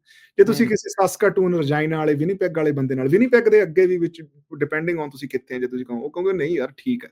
ਨੋਵਾ ਸਕੋਸ਼ੀਆ ਵਾਲੇ ਕਿਸੇ ਬੰਦੇ ਨਾਲ ਕਰੋ, ਉਹ ਕਹੋਗੇ ਨਹੀਂ ਯਾਰ ਠੀਕ ਹੈ। ਸੋ ਕਿਉਂਕਿ ਪ੍ਰੋਵਿੰਸ ਨੇ ਉਹ ਪ੍ਰੋਵਿੰਸ ਦਾ ਅਖਤਿਆਰ ਆ, ਉਹਨੇ ਦੇਖਣਾ ਵੀ ਮੈਂ ਕਿਹੜੇ ਹਸਪਤਾਲ ਨੂੰ ਕਿੰਨੀ ਕੁ ਫੰਡਿੰਗ ਦੇਣੀ ਹੈ, ਕਿੰਨੇ ਪੈਸੇ ਉੱਥੇ ਮੈਂ ਖਰਚਣੇ ਆ। ਜਿਹੜੀ ਠੀਕ ਹੈ। ਐਨਡੀਪੀ ਦੀ ਸਰਕਾਰ, ਉਹ ਹੈਲਥ ਕੇਅਰ ਦੇ ਮਸਲੇ ਤੇ ਹੀ ਬਣੀ। ਉਹਨਾਂ ਨੇ ਹੈਲਥ ਕੇਅਰ ਨੂੰ ਹੀ ਵੱਡਾ ਮਸਲਾ ਰੱਖਿਆ, ਜਦ ਕਿ ਜਿਹੜੀ ਕੰਜ਼ਰਵੇਟਿਵ ਸਾਡੀ ਜਿਹੜੀ ਪਿਛਲੀ ਸਰਕਾਰ ਮੈਨੀਟੋਬਾ ਦੇ ਵਿੱਚ ਉਹ ਕੰਜ਼ਰਵੇਟਿਵ ਪਾਰਟੀ ਦੀ ਸੀਗੀ, ਹੂੰ, ਉਹਨਾਂ ਨੇ ਹੂੰ। ਐਲਜੀਬੀਟੀਕਿਊ ਨੂੰ ਮਸਲਾ ਬਣਾਉਣ ਦੀ ਕੋਸ਼ਿਸ਼ ਕੀਤੀ। ਉਹਨਾਂ ਨੇ ਕਿਹਾ ਵੀ ਜੇ ਐਨਡੀਪੀ ਆ ਗਈ, ਇਹਨਾਂ ਨੇ ਤਾਂ ਸਾਡੇ ਮੁੰਡਿਆਂ ਨੂੰ ਕੁੜੀਆਂ ਬਣਾ ਦੇਣਾ, ਕੁੜੀਆਂ ਨੂੰ ਮੁੰਡੇ ਬਣਾ ਦੇਣਾ, ਇਹਨਾਂ ਨੇ ਇਹ ਹੂੰ, ਹੂੰ। ਪੜ੍ਹਾਈ ਦੇਣੀ। ਹਾਲਾਂਕਿ ਉਹ ਆਪ ਸਰਕਾਰ ਦੇ ਵਿੱਚ ਸੀਗੇ, ਪਰ ਉਹਨਾਂ ਨੇ ਉਹ ਮਸਲਾ ਬਣਾਉਣ ਦੀ ਕੋਸ਼ਿਸ਼ ਕੀਤੀ। ਬਹੁਤ ਅੱਛਾ। ਜ਼ਿਆਦਾ ਉਹਨਾਂ ਨੇ ਉਸ ਚੀਜ਼ ਤੇ ਨੈਗੇਟਿਵ ਕੈਂਪੇਨ ਚਲਾਈ ਵੀ ਜੇ ਐਨਡੀਪੀ ਆ ਗਈ ਤਾਂ ਤੁਹਾਨੂੰ ਤਾਂ ਕਿਸੇ ਨੇ ਦੱਸਣਾ ਵੀ ਨਹੀਂਗਾ ਵੀ ਇਹ ਸਕੂਲ ਦੇ ਵਿੱਚ ਬੱਚਿਆਂ ਨੂੰ ਕੀ ਪੜ੍ਹਾ ਰਹੇ। ਹਾਲਾਂਕਿ ਪਿਛਲੇ 8 ਸਾਲ ਤੋਂ ਰਾਜ ਦੇ ਵਿੱਚ ਉਹ ਆਪ ਸੀਗੇ। ਹੂੰ, ਹੂੰ, ਹੂੰ, ਹੂੰ। ਪਰ ਐਨਡੀਪੀ ਨੇ ਬੜੀ ਪੋਜ਼ਿਟਿਵ ਕੈਂਪੇਨ ਰੱਖੀ ਸਿਰਫ ਹੈਲਥ ਕੇਅਰ ਦੇ ਮਸਲੇ ਦੇ ਉੱਤੇ। ਠੀਕ ਹੈ। ਦੇਖੋ ਓਕੇ। ਤੁਸੀਂ ਇਕੱਲੇ ਹੈਲਥ ਕੇਅਰ ਦੇ ਮਸਲੇ ਦੇ ਉੱਤੇ ਐਨਡੀਪੀ ਸਰਕਾਰ ਬਣਾ ਗਈ ਮੈਨੀਟੋਬਾ ਦੇ ਵਿੱਚ, ਪਰ ਹੂੰ, ਉਹ ਹੂੰ, ਹੂੰ। ਪ੍ਰੋਵਿੰਸ਼ੀਅਲ ਮਸਲਾ ਹੈ। ਲੋਕੀ ਫੈਡਰਲ ਦੇ ਵਿੱਚ ਉਹਨੂੰ ਪੁੱਛ ਲੈਂਦੇ ਆ, ਤੇ ਫੈਡਰਲ ਦੇ ਵਿੱਚ ਤਾਂ ਫੈਡਰਲ ਨੇ ਸਿਰਫ ਉਹਨਾਂ ਨੂੰ ਫੰਡਿੰਗ ਦੇਣੀ ਹੁੰਦੀ ਹੈ। ਹੁਣ ਹੂੰ, ਜਿਵੇਂ ਹੂੰ, ਫਾਰਮਾ ਹੂੰ। ਕੇਅਰ ਹੈ, ਜਾਂ ਜਿਹੜੀ ਜਗਮੀਤ ਸਿੰਘ ਹੋਣੀ ਡੈਂਟਲ ਕੇਅਰ ਪਲਾਨ ਲੈ ਕੇ ਆਏ ਆ, ਹੂੰ, ਉਹ ਹੂੰ, ਹੂੰ। ਚੀਜ਼ਾਂ ਫੈਡਰਲ ਗਵਰਨਮੈਂਟ ਨੇ ਕਰਨਾ ਹੁੰਦਾ, ਵੀ ਫਿਰ ਉਹ ਪ੍ਰੋਵਿੰਸ ਨੂੰ ਪੈਸੇ ਦੇ ਦਿੰਦੇ ਵੀ ਯਾਰ ਰੋਕਿਆ ਸਾਡਾ ਫਾਰਮਾ ਕੇਅਰ ਪਲਾਨ ਰਨ ਕਰ ਦਿਓ, ਜਾਂ ਤੁਸੀਂ ਸਾਡਾ ਡੈਂਟਲ ਕੇਅਰ ਪਲਾਨ। ਠੀਕ ਹੈ। ਅੱਛਾ, ਇਹਦੇ ਵਿੱਚ ਮੈਂ ਆਪਾਂ ਥੋੜਾ ਜਿਹਾ ਇੱਧਰ ਨੂੰ ਚਲੇ ਗਏ। ਇੱਕ ਚੀਜ਼ ਮੈਂ ਜਿਹੜੀ ਗੱਲ ਕਰਨੀ ਸੀ ਵੀ ਇਹ ਵੈਸੇ ਕਮਾਲ ਦੀ ਗੱਲ ਆ, ਚੰਗੀ ਗੱਲ ਆ ਵੀ 2 ਭਾਸ਼ਾਵਾਂ ਦੇ ਵਿੱਚ ਉੱਥੇ ਤੁਹਾਡੇ ਡਿਬੇਟ ਹੁੰਦਾ, ਇੰਗਲਿਸ਼ ਦੇ ਵਿੱਚ ਤੇ ਫਰੈਂਚ ਦੇ ਵਿੱਚ।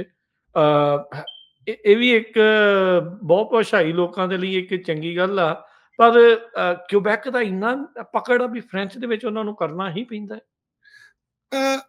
ਕਿਊਬੈਕ ਦੀ ਪਕੜ ਦਾ ਮਸਲਾ ਤਾਂ ਦੇਖੋ ਹੈਗਾ ਹੀ ਹੈਗਾ ਵੀ ਲਗਭਗ 70-72 ਸੀਟਾਂ ਨੇ ਮੇਰੇ ਖਿਆਲ ਨਾਲ ਕਿਊਬੈਕ ਦੇ ਕੋਲ, ਹਾਂਜੀ, ਇੰਨੀਆਂ ਕੀ ਆ। ਹਨਾ। ਤੇ ਸੋ ਇੱਕ ਤਾਂ ਉਹ ਵੱਡੀ ਵੋਟ ਪਰਸੈਂਟੇਜ ਹੈ, ਪਰ ਹੂੰ, ਉਹ ਤੋਂ ਵੀ ਇਲਾਵਾ ਜਿਹੜੀ ਇਹਦੀ ਸਾਰੀ ਗੱਲ ਆ ਹਿਸਟਰੀ ਦੇ ਵਿੱਚ ਪਈ ਹੈ। ਹੂੰ, ਵੀ ਹੂੰ। ਜਦੋਂ ਕੈਨੇਡਾ ਫੈਡਰੇਸ਼ਨ ਬਣਿਆ, ਜਦੋਂ ਕੈਨੇਡਾ ਕਨਫੈਡਰੇਟ ਬਣਿਆ, ਜਦੋਂ ਕੈਨੇਡਾ ਨੇ ਕਿਹਾ ਵੀ ਯਾਰ ਓਕੇ ਅਸੀਂ ਹੁਣ ਆਜ਼ਾਦ ਇੰਗਲੈਂਡ ਮੁਲਕਾਂ। ਤੋਂ ਬਾਹਰ ਇੱਕ ਆਪਣੇ ਆਪ ਇੱਕ ਮੁਲਕ ਹੈ, ਹੂੰ, ਉਦੋਂ ਹੂੰ, ਹੂੰ। ਉਹਨਾਂ ਨੇ ਫਰਾਂਸ ਨਾਲ ਰਲ ਕੇ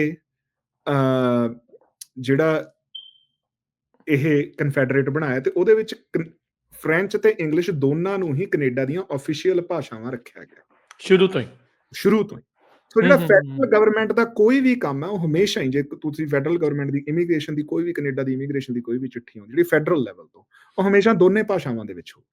ਸੋ ਠੀਕ ਉਹ ਹੈ। ਤਾਂ ਕਰਕੇ ਜਿਹੜੀਆਂ ਫੈਡਰਲ ਜੌਬਾਂ ਹੈ ਉਹਨਾਂ ਦੇ ਵਿੱਚ ਫ੍ਰੈਂਚ ਦਾ ਵੀ ਬੋਲਬਾਲਾ ਹੈਗਾ। ਸੋ ਉਹ ਕਿਉਂਕਿ ਹਿਸਟੋਰੀਕਲੀ ਜਿਹੜਾ ਕੈਨੇਡਾ ਹੈਗਾ ਉਹ ਇੰਗਲਿਸ਼ ਤੇ ਫ੍ਰੈਂਚ ਨੂੰ ਹਮੇਸ਼ਾ ਇਕੱਠੇ ਲੈ ਕੇ ਚੱਲਦਾ ਰਿਹਾ।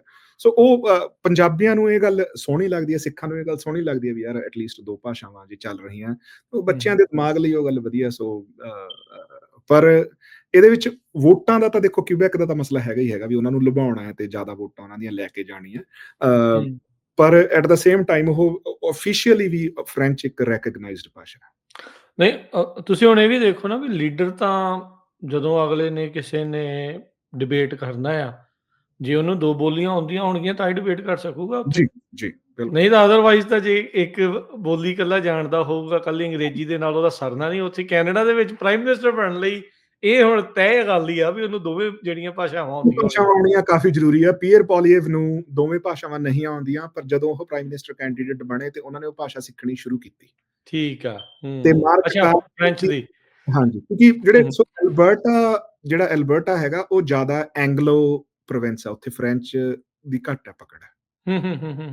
ਸੋ ਐਲਬਰਟਾ ਦੇ ਵਿੱਚ ਜਿਹੜੇ ਆਪਣੇ ਪਹਿਲਾਂ ਪ੍ਰਾਈਮ ਮਿਨਿਸਟਰ ਰਹੇ ਹੈ ਆਪਣੇ ਸਟੀਫਨ ਹਾਰਪਰ, ਉਹ ਵੀ ਐਲਬਰਟਾ ਤੋਂ ਸੀਗੇ, ਪਰ ਉਹਨਾਂ ਨੂੰ ਫ੍ਰੈਂਚ ਆਉਂਦੀ ਸੀਗੀ। ਪਰ ਐਲਬਰਟਾ ਦੇ ਵਿੱਚ ਫ੍ਰੈਂਚ ਦਾ ਇੰਨਾ ਬੋਲਬਾਲਾ ਨਹੀਂ ਹੈਗਾ, ਕਿਉਂਕਿ ਉਹ ਥੋੜਾ ਇੰਗਲਿਸ਼ ਡੋਮੀਨੈਂਟ ਪ੍ਰੋਵਿੰਸ ਹੈਗਾ। ਤੇ ਤੁਹਾਡੇ ਵਿਨੀਪੈਗ 'ਚ? ਮੈਨੀਟੋਬਾ ਜੀ ਬਹੁਤ ਫ੍ਰੈਂਕੋਫੋਨ ਪ੍ਰੋਵਿੰਸ ਹੈਗਾ। ਸੋ ਗਵਾਂਢੀ ਆ ਤੁਹਾਡਾ ਕੁਬੈਕ? ਨਹੀਂ, ਕੁਬੈਕ ਸਾਡੇ ਤੇ ਕੁਬੈਕ ਦੇ ਵਿੱਚ ਓਨਟਾਰੀਓ ਹੈ ਜੀ, ਪੂਰਾ ਦਾ ਪੂਰਾ ਓਨਟਾਰੀਓ। ਪੂਰੇ ਦਾ ਪੂਰਾ ontario ਆ, ਠੀਕ ਹਾਂਜੀ, ਆ। ਅੱਧਾ ਹੂੰ, ਹੂੰ, ਕੈਨੇਡਾ ਹੂੰ। ਲਗਭਗ ਸਾਡਾ ਅੱਧਾ ਕੈਨੇਡਾ ਵਿਚਾਲੇ ਆ ਤੁਹਾਡੇ। ਆਬਾਦੀ ਪੱਖੋਂ ਜੇ ਆਪਾਂ ਕਹਿ ਆਬਾਦੀ ਲਈਏ। ਵਾਂਗੂ, ਠੀਕ ਆ। ਹਾਂ। ਹਾਂ, ਅੱਛਾ, ਪਰ ਫਿਰ ਵੀ ਉਹ ਜਿਹੜਾ ਉਹ ਕਰਨਾ ਪੈਂਦਾ। ਸੋ ਤੁਹਾਡੇ ਤਾਂ ਫ੍ਰੈਂਚ ਸਿਖਾਈ ਜਾਂਦੀ। ਓਦਾਂ ਕੀ ਓਵਰਆਲ ਕੈਨੇਡਾ ਦੇ ਸਾਰੇ ਸਕੂਲਾਂ 'ਚ ਫ੍ਰੈਂਚ ਸਿਖਾਈ ਜਾਂਦੀ? ਨਹੀਂ, ਸਾਰਿਆਂ 'ਚ ਨਹੀਂ ਜੀ। ਸੋ ਪ੍ਰੋਵਿੰਸ਼ੀਅਲ? ਮੈਨੀਟੋਬਾ ਦੇ ਵਿੱਚ ਲਗਭਗ ਹਰ ਸਕੂਲ ਡਿਸਟ੍ਰਿਕਟ ਦੇ ਵਿੱਚ ਤੁਹਾਨੂੰ ਜਿਹੜਾ ਫੁੱਲੀ ਫ੍ਰੈਂਚ ਤੇ ਫ੍ਰੈਂਚ ਇਮਰਜਨ ਸਕੂਲ ਮਿਲ ਜਾਂਦੇ ਆ। ਹੂੰ, ਹੂੰ, ਹੂੰ, ਹੂੰ, ਹੂੰ। ਅਲਬਰਟਾ ਦੇ ਵਿੱਚ ਵੀ ਤੁਹਾਨੂੰ ਫ੍ਰੈਂਚ ਇਮਰਜਨ ਤੇ ਫੁੱਲੀ ਫ੍ਰੈਂਚ ਸਕੂਲ ਮਿਲ ਜਾਂਦੇ ਆ। ਸੋ ਐਕਸੈਸ ਹੈਗੀ ਹੈ, ਜੇ ਤੁਸੀਂ ਆਪਣੇ ਬੱਚੇ ਨੂੰ ਫ੍ਰੈਂਚ ਪੜ੍ਹਾਉਣੀ ਚਾਹੁੰਦੇ ਹੋ ਤਾਂ ਤੁਹਾਡੇ ਕੋਲੇ ਬਹੁਤ ਨੇੜੇ ਹੀ ਥਰੂ ਆਊਟ ਕੈਨੇਡਾ ਐਕਸੈਸ ਹੈਗੀ ਹੈ। ਪਰ ਇਹ ਨਹੀਂ ਹੈਗਾ, ਸਟਿਲ ਜ਼ਿਆਦਾਤਰ ਬੱਚੇ ਇੰਗਲਿਸ਼ ਸਕੂਲਾਂ ਦੇ ਵਿੱਚ ਹੀ ਪੜ੍ਹਦੇ ਆ। ਠੀਕ ਹੈ ਜੀ। ਸੋ ਚਲੋ, ਇਹ ਜਿਹੜੀਆਂ ਚੀਜ਼ਾਂ ਜਿਹੜੀਆਂ ਚੱਲ ਰਹੀਆਂ ਤੇ ਅੱਛਾ, ਤੇ ਗੁਰਜਸਪਾਲ ਸਿੰਘ, ਹੁਣ ਆਪਾਂ ਅੱਗੇ ਵਧਦੇ ਹਾਂ ਇਸ ਚੀਜ਼ ਦੇ ਵਿੱਚ। ਅਨਾਉਂਸਮੈਂਟਸ, ਜੁਮਲਿਆਂ ਦਾ ਦੌਰ ਆ, ਵਾਅਦਿਆਂ ਦਾ ਦੌਰ ਆ ਤੁਹਾਡੇ ਉੱਤੇ। ਹਾਂਜੀ, ਰਹਿ ਗਏ ਨੇ ਕੁਛ ਕੁ ਦਿਨ, 10-12 ਦਿਨ ਜਿਹੜੇ ਉਹ ਰਹਿ ਗਏ। 28 ਤਰੀਕ ਨੂੰ ਇਲੈਕਸ਼ਨ ਆ, ਰਾਈਟ? 28 ਤਰੀਕ ਨੂੰ ਇਲੈਕਸ਼ਨ ਆ ਜੀ। 28 12 ਤਰੀਕ ਨੂੰ ਅੱਜ ਤੋਂ 12ਵੇਂ ਹਾਂਜੀ, ਦਿਨ ਬਾਅਦ ਅਸੀਂ ਆਹ ਵੇਲੇ ਤੱਕ ਆਪਾਂ ਨੂੰ ਕਾਫੀ ਕਲੀਅਰ ਹੋ ਜਾਣਾ ਵੀ ਨਵਾਂ ਨਵਾਂ ਪ੍ਰਾਈਮ ਮਿਨਿਸਟਰ ਮਿਲ ਜੂਗਾ। ਕਿਹਦੀ ਸਰਕਾਰ ਹੈ। ਇਹ ਤਾਂ ਕਾਫੀ ਨੇੜੇ ਚੱਲ ਰਿਹਾ ਮੁਕਾਬਲਾ। ਹਾਂਜੀ। ਸੋ ਕੀ ਇਸ ਟਾਈਮ ਅਨਾਉਂਸਮੈਂਟਸ, ਕਿਹੜੀ ਪਾਰਟੀ, ਕੌਣ ਕੀ ਕਹਿ ਰਿਹਾ ਵੀ ਤੁਹਾਨੂੰ ਅਸੀਂ ਕੀ ਦੇਵਾਂਗੇ ਜੇ ਅਸੀਂ ਜਿੱਤਦੇ ਹਾਂ, ਤੇ ਕੀ ਕੀ ਕੀ ਲੋਕਾਂ ਦੇ ਲੈ ਕੇ ਆ ਰਹੇ ਆ? ਹਾਂਜੀ, ਸੋ ਜਿਹੜੀਆਂ ਆਪਾਂ ਪਿਛਲੇ ਹਫ਼ਤੇ ਹਾਊਸਿੰਗ ਵਾਲੀਆਂ ਅਨਾਉਂਸਮੈਂਟਸ ਆਪਾਂ ਡਿਸਕਸ ਕਰ ਲਈਆਂ ਸੀਗੀਆਂ, ਉਹ ਤੋਂ ਹੂੰ, ਛੁੱਟ ਜਿਹੜੀ ਹੂੰ। ਇਸ ਹਫ਼ਤੇ ਦੇ ਵਿੱਚ ਲਿਬਰਲ ਪਾਰਟੀ ਕਹਿੰਦੀ ਵੀ ਜਿਹੜਾ ਆਪਾਂ ਲੋਐਸਟ ਇਨਕਮ ਟੈਕਸ ਬ੍ਰੈਕਟ ਹੈ, ਉਹ ਇਸ ਵੇਲੇ 15% ਹੈਗੀ ਹੈ। ਉਹ ਕਹਿੰਦੇ ਵੀ ਅਸੀਂ 15 ਤੋਂ ਉਹਨੂੰ 14% ਲੈ ਜਾਵਾਂਗੇ। ਇਹ ਐਨਡੀਪੀ ਕਹਿੰਦੀ ਹੈ? ਲਿਬਰਲ ਪਾਰਟੀ ਜੀ। ਲਿਬਰਲ ਪਾਰਟੀ ਕਹਿੰਦੀ ਹੈ, ਸੋ ਠੀਕ ਹੈ। ਲਿਬਰਲ ਪਾਰਟੀ ਨੇ ਜਦੋਂ ਇਹ ਅਨਾਉਂਸਮੈਂਟ ਕੀਤੀ ਤੇ ਨਾਲੇ ਹੀ ਆਪਣੇ ਕੰਜ਼ਰਵੇਟਿਵ ਪਾਰਟੀ ਨੇ ਵੀ ਅਨਾਉਂਸਮੈਂਟ ਕਰਤੀ, ਕਹਿੰਦੇ ਵੀ ਅਸੀਂ 15 ਤੋਂ ਪੌਣੇ 13% ਤੇ ਹੀ ਲੈ ਜਾਵਾਂਗੇ। ਠੀਕ ਹੈ ਜੀ। ਸੋ ਹੂੰ, ਐਨਡੀਪੀ ਨੇ ਇਹਦੇ ਵਿੱਚ ਐਨਡੀਪੀ ਟੈਕਸ ਵਧਾਉਣ ਦੇ ਵਿੱਚ ਹੀ ਹਮੇਸ਼ਾ ਹੁੰਦੀ ਹੈ, ਸੋ ਤਾਂ ਕਰਕੇ ਮੈਨੂੰ ਯਕੀਨ ਕੋਈ ਰੱਖਦੀ ਇੰਟਰਸਟ ਹੈ। ਅੱਛਾ, ਇਹ ਬ੍ਰੈਕਟ ਤੁਹਾਡੀ ਸ਼ੁਰੂ ਕਿੱਥੋਂ ਹੁੰਦੀ ਹੈ? ਕਿੰਨਾ ਜਿਹੜਾ ਉਹ ਲੈਵਲ ਹੈ ਫੈਡਰਲ ਲੈਵਲ ਦੇ ਉੱਤੇ, ਕਿੰਨੇ ਹਜ਼ਾਰ ਡਾਲਰ ਤੋਂ ਬਾਅਦ? ਕਿਉਂਕਿ ਅਮਰੀਕਾ 'ਚ ਇੱਕ ਧਾਰਨਾ ਆ ਵੀ ਹਰ ਇੱਕ ਚੀਜ਼ ਦੇ ਉੱਤੇ 40% ਟੈਕਸ ਠੋਕ ਦਿੰਦੇ ਆ ਜੀ। ਨਹੀਂ ਜੀ, ਨਹੀਂ, ਨਹੀਂ, ਨਹੀਂ। ਸੋ 30-32 ਹਜ਼ਾਰ ਡਾਲਰ ਤੱਕ ਤਾਂ ਲਗਭਗ ਤੁਹਾਨੂੰ ਕੋਈ ਟੈਕਸ ਨਹੀਂ ਪੈਂਦਾ। ਕੋਈ ਟੈਕਸ ਨਹੀਂ ਆ, ਠੀਕ ਆ। ਹਾਂਜੀ, ਉਸ ਤੋਂ ਬਾਅਦ ਟੈਕਸ ਪਾਉਣਾ ਸ਼ੁਰੂ ਹੁੰਦਾ, ਫਿਰ ਉਹਦੇ ਤੇ ਵੀ ਜਿਹੜਾ ਹੈਗਾ ਵੀ ਆਪਣਾ ਤੁਸੀਂ ਆਹੀ ਹੈ ਵੀ ਉਹ ਪਹਿਲਾਂ 15% ਸੀ, ਜਿਹੜੀ ਮੰਨ ਲਓ ਵੀ ਜੇ ਤੁਹਾਡੀ ਸੋ ਇਹ ਪਰ ਇਹ ਫੈਡਰਲ ਟੈਕਸ ਹੈ, ਸੋ ਇੱਕ ਪ੍ਰੋਵਿੰਸ਼ੀਅਲ ਟੈਕਸ ਵੀ ਹੈ ਨਾ, ਪ੍ਰੋਵਿੰਸ਼ੀਅਲ ਵੱਖਰਾ ਇਨਕਮ ਹੁੰਦਾ ਟੈਕਸ ਆ। ਤੇ ਹੂੰ, ਫੈਡਰਲ ਹੂੰ, ਟੈਕਸ ਹੈ। ਹੂੰ, ਜਿਹੜਾ ਫੈਡਰਲ ਇਨਕਮ ਟੈਕਸ ਹੈ ਵੀ ਮੰਨ ਲਓ ਤੁਸੀਂ ਮੇਰੇ ਕੋਲ ਐਗਜ਼ੈਕਟ ਤਾਂ ਨਹੀਂ ਪਤਾ, ਮੰਨ ਲਓ ਵੀ ਆਪਾਂ ਮੰਨ ਕੇ ਚੱਲਦੇ ਵੀ 30,000 ਹੈ, ਸੋ 30,000 ਤੋਂ ਹੂੰ, 50,000 ਹੂੰ, ਜਿਹੜੀ ਉਹ ਲੋਐਸਟ ਟੈਕਸ ਬ੍ਰੈਕਟ ਹੈ, ਜਿਹਨੂੰ ਆਪਾਂ ਕਹਿੰਦੇ ਹੂੰ, 30 ਤੋਂ 50,000 ਦੇ ਵਿੱਚ, ਉਹਦੇ ਤੇ ਪਹਿਲਾਂ 15% ਹੈ। ਸੋ ਹੁਣ ਉਹ ਕੰਜ਼ਰਵੇਟਿਵ ਪਾਰਟੀ ਕਹਿੰਦੀ ਵੀ ਅਸੀਂ ਪੌਣੇ 13% ਕਰ ਦਾਂਗੇ ਤੇ ਲਿਬਰਲ ਪਾਰਟੀ ਕਹਿੰਦੀ ਵੀ ਅਸੀਂ 14% ਕਰ ਹੂੰ, ਦਾਂਗੇ। ਉਹ ਤੋਂ ਇਲਾਵਾ ਫਿਰ ਸੋ ਇਹ ਫੈਡਰਲ ਹੋ ਗਿਆ, ਫਿਰ ਪ੍ਰੋਵਿੰਸ਼ੀਅਲ ਇਨਕਮ ਟੈਕਸ ਹੁੰਦਾ ਹੈ, ਤੇ ਹੂੰ, ਫਿਰ ਉਸ ਤੋਂ ਬਾਅਦ ਪ੍ਰਾਪਰਟੀ ਟੈਕਸ ਹੁੰਦਾ। ਪ੍ਰਾਪਰਟੀ ਟੈਕਸ ਤਾਂ ਹੁਣ ਅਮਰੀਕਾ ਦੇ ਵਿੱਚ ਵੀ ਹੈਗਾ, ਤੇ ਉਸ ਤੋਂ ਬਾਅਦ ਫਿਰ ਸੇਲਸ ਟੈਕਸ ਹੁੰਦਾ। ਜਿਹੜਾ ਸਾਡਾ ਸੇਲਸ ਟੈਕਸ ਹੈ ਉਹ ਅਮਰੀਕਾ ਦੇ ਕੰਪੈਰੀਟਿਵਲੀ ਕਾਫੀ ਜ਼ਿਆਦਾ। ਫੈਡਰਲ ਟੈਕਸ ਵੀ ਸਾਡਾ ਜ਼ਿਆਦਾ, ਪਰ ਗੱਲ ਕੀ ਵੀ ਉਹਦੇ ਵਿੱਚ ਤੁਸੀਂ ਇਹ ਲਾ ਲਓ ਵੀ ਜਿਹੜੇ ਤੁਸੀਂ ਪੈਸੇ ਆਪਣੀ ਇੰਸ਼ੋਰੈਂਸ ਕੰਪਨੀ ਨੂੰ ਦਿੰਦੇ ਆ, ਉਹ ਅਸੀਂ ਟੈਕਸ ਦੇ ਵਿੱਚ ਕਟਾ ਦਿੰਦੇ ਹਾਂ। ਠੀਕ ਆ। ਪਰ ਫਿਰ ਜਿਹੜੀ ਇੱਕ ਉਹ ਹੈ, ਦੂਜੀ ਗੱਲ ਵੀ ਅਸੀਂ ਮੈਟਰਨਿਟੀ ਤੇ ਪੈਟਰਨਿਟੀ ਇੰਸ਼ੋਰੈਂਸ ਪੇ ਕਰ ਰਹੇ ਹਾਂ, ਅਸੀਂ ਈਆਈ ਇੰਸ਼ੋਰੈਂਸ ਪੇ ਕਰ ਰਹੇ ਹਾਂ। ਮੰਨ ਲਓ ਕੈਨੇਡਾ ਦੇ ਵਿੱਚ ਕਿਸੇ ਦੀ ਜੌਬ ਚਲੇ ਗਈ, 9 ਮਹੀਨੇ ਤੱਕ ਤੁਹਾਡੇ ਕੋਲ ਇੱਕ ਸੇਫਟੀ ਨੈਟ ਹੈ, ਤੁਸੀਂ ਬੇਘਰ ਹੂੰ, ਨਹੀਂ। ਹੂੰ, ਹੂੰ, ਤੁਸੀਂ ਲੱਭ ਸਕਦੇ ਆ ਅਗਲੀ ਜੌਬ। ਹਾਂਜੀ, ਸੋ 9 ਮਹੀਨੇ ਤੁਹਾਨੂੰ ਹੂੰ, ਸਰਕਾਰ ਪੈਸੇ ਦਿੰਦੀ ਹੈ। ਜੇ ਤੁਹਾਡੇ ਘਰੇ ਬੱਚਾ ਹੋਇਆ, ਸੋ ਮਾਂ 12 ਮਹੀਨੇ ਤੋਂ 18 ਮਹੀਨੇ ਤੱਕ ਛੁੱਟੀ ਤੇ ਰਹਿ ਸਕਦੀ ਹੈ, ਹਨਾ? ਵਿਦ ਤਨਖਾਹ। ਵਿਦ ਤਨਖਾਹ। ਤੇ ਹੂੰ, ਜਿਹੜਾ ਪਿਓ ਹੈ ਉਹਨੂੰ ਲਗਭਗ 6 ਹਫ਼ਤੇ ਦੀ ਛੁੱਟੀ ਮਿਲਦੀ ਹੈ। ਇੱਥੇ ਤੇ ਸੋ ਇਹ ਮਹਾਰਾਜ 4 ਹਫ਼ਤੇ ਦੀ ਆ ਨਿਆਣਾ ਜੰਮੇ ਦੇ ਉੱਤੇ ਮਾਂ ਨੂੰ, ਤੇ ਜੇ ਹਾਂਜੀ, ਸੀ ਸੈਕਸ਼ਨ ਆ ਤੇ 6 ਹਫ਼ਤੇ, ਤੇ ਹਾਂਜੀ, ਤੁਸੀਂ ਹਿਸਾਬ ਲਾ ਲਓ ਵੀ ਫ਼ਰਕ ਕਿੰਨਾ ਆ। ਹਾਂਜੀ, ਹਾਂ। ਸੋ ਉਹ ਜਿਹੜਾ ਟੈਕਸ ਹੈਗਾ, ਦੇਖੋ ਕੋਈ ਵੀ ਸਿਸਟਮ ਪਰਫੈਕਟ ਨਹੀਂ ਹੁੰਦਾ, ਤੇ ਨਹੀਂ, ਨਹੀਂ, ਉਹ ਤਾਂ ਹੈ ਵੀ ਹੀ ਆ। ਪਰਫੈਕਟ ਨਹੀਂ ਹੈਗਾ, ਇੰਪਰੂਵਮੈਂਟ ਦੇ ਚਾਂਸ ਹੈਗੇ ਆ। ਪਰ ਮਤਲਬ ਮੈਂ ਅਮਰੀਕਾ ਤੇ ਕੈਨੇਡਾ ਦੇ ਵਿੱਚ, ਕਿਉਂਕਿ ਮੈਂ ਅਮਰੀਕਾ ਦੇ ਵਿੱਚ ਵੀ ਰਿਹਾ, ਦੇਖੋ ਅਮਰੀਕਾ ਦੇ ਵਿੱਚ ਪੈਸੇ ਕਮਾਉਣੇ ਕੈਨੇਡਾ ਨਾਲੋਂ ਬਹੁਤ ਜ਼ਿਆਦਾ ਸੌਖੇ ਆ। ਹੂੰ, ਹੂੰ, ਹੂੰ, ਹੂੰ, ਹੂੰ, ਹੂੰ, ਨੋ ਡਾਊਟ ਹੈ ਨਾ। ਅਮਰੀਕਾ ਦੇ ਵਿੱਚ ਮੈਂ ਜਿੰਨੇ ਲੋਕਾਂ ਨੂੰ ਮਿਲਦਾ, ਲੋਕਾਂ ਕੋਲੇ ਸੇਵਿੰਗਸ ਕੈਨੇਡਾ ਨਾਲੋਂ ਜ਼ਿਆਦਾ ਨੇ। ਹੂੰ, ਲਾਈਕ ਹੂੰ, ਹੂੰ, ਹੂੰ, ਜੇ ਕਿਸੇ ਨਾਲ ਵੀ ਗੱਲਬਾਤ ਕਰੀਏ, ਅਗਲਾ ਕਹਿੰਦਾ ਵੀ ਯਾਰ ਹਾਂ ਮੇਰੇ ਕੋਲੇ ਸੇਵਿੰਗਸ ਹੈਗੀਆਂ। ਕੈਨੇਡਾ ਦੇ ਵਿੱਚ ਸਾਰਿਆਂ ਤੇ ਕਰਜ਼ਾ ਹੀ ਹੈ, ਕਿਸੇ ਕੋਲੇ ਸੇਵਿੰਗਸ ਨਹੀਂ ਹੈਗੀਆਂ। ਹੂੰ, ਹੂੰ, ਪਰ ਹੂੰ, ਪਰ ਇਹ ਜਿਹੜਾ ਸੇਫਟੀ ਨੈਟ ਕਰਕੇ ਕੈਨੇਡਾ ਦੇ ਵਿੱਚ ਲੋਕਾਂ ਤੇ ਉਹਨਾਂ ਸਟ੍ਰੈਸ ਨਹੀਂ ਹੈ। ਮਤਲਬ ਹੂੰ, ਅਮਰੀਕਾ ਦੇ ਹੂੰ, ਵਿੱਚ ਮੈਂ ਦੇਖਿਆ ਵੀ ਸੇਵਿੰਗਸ ਹੋਣ ਦੇ ਬਾਵਜੂਦ ਇੱਕ ਭੈ ਆ ਵੀ ਯਾਰ ਜੇ ਜੌਬ ਚਲੇ ਗਈ, ਮੇਰਾ ਘਰ ਚਲਿਆ ਜਾਣਾ। ਹੂੰ, ਹੂੰ, ਹੂੰ, ਹੂੰ, ਮੈਂ ਹੂੰ, ਕੀ ਹੂੰ। ਕਰੂੰਗਾ ਯਾਰ, ਮੈਨੂੰ ਸੇਫਟੀ ਨੈਟ ਚਾਹੀਦੀ। ਜੇ ਯਾਰ ਕੋਈ ਬਿਮਾਰੀ ਆ ਗਈ ਘਰ 'ਚ ਤਾਂ ਬੜਾ ਔਖਾ ਹੋ ਜਾਣਾ। ਹੈਲਥ ਕੈਨੇਡਾ ਦਾ ਦੇ ਵਿੱਚ ਹੂੰ।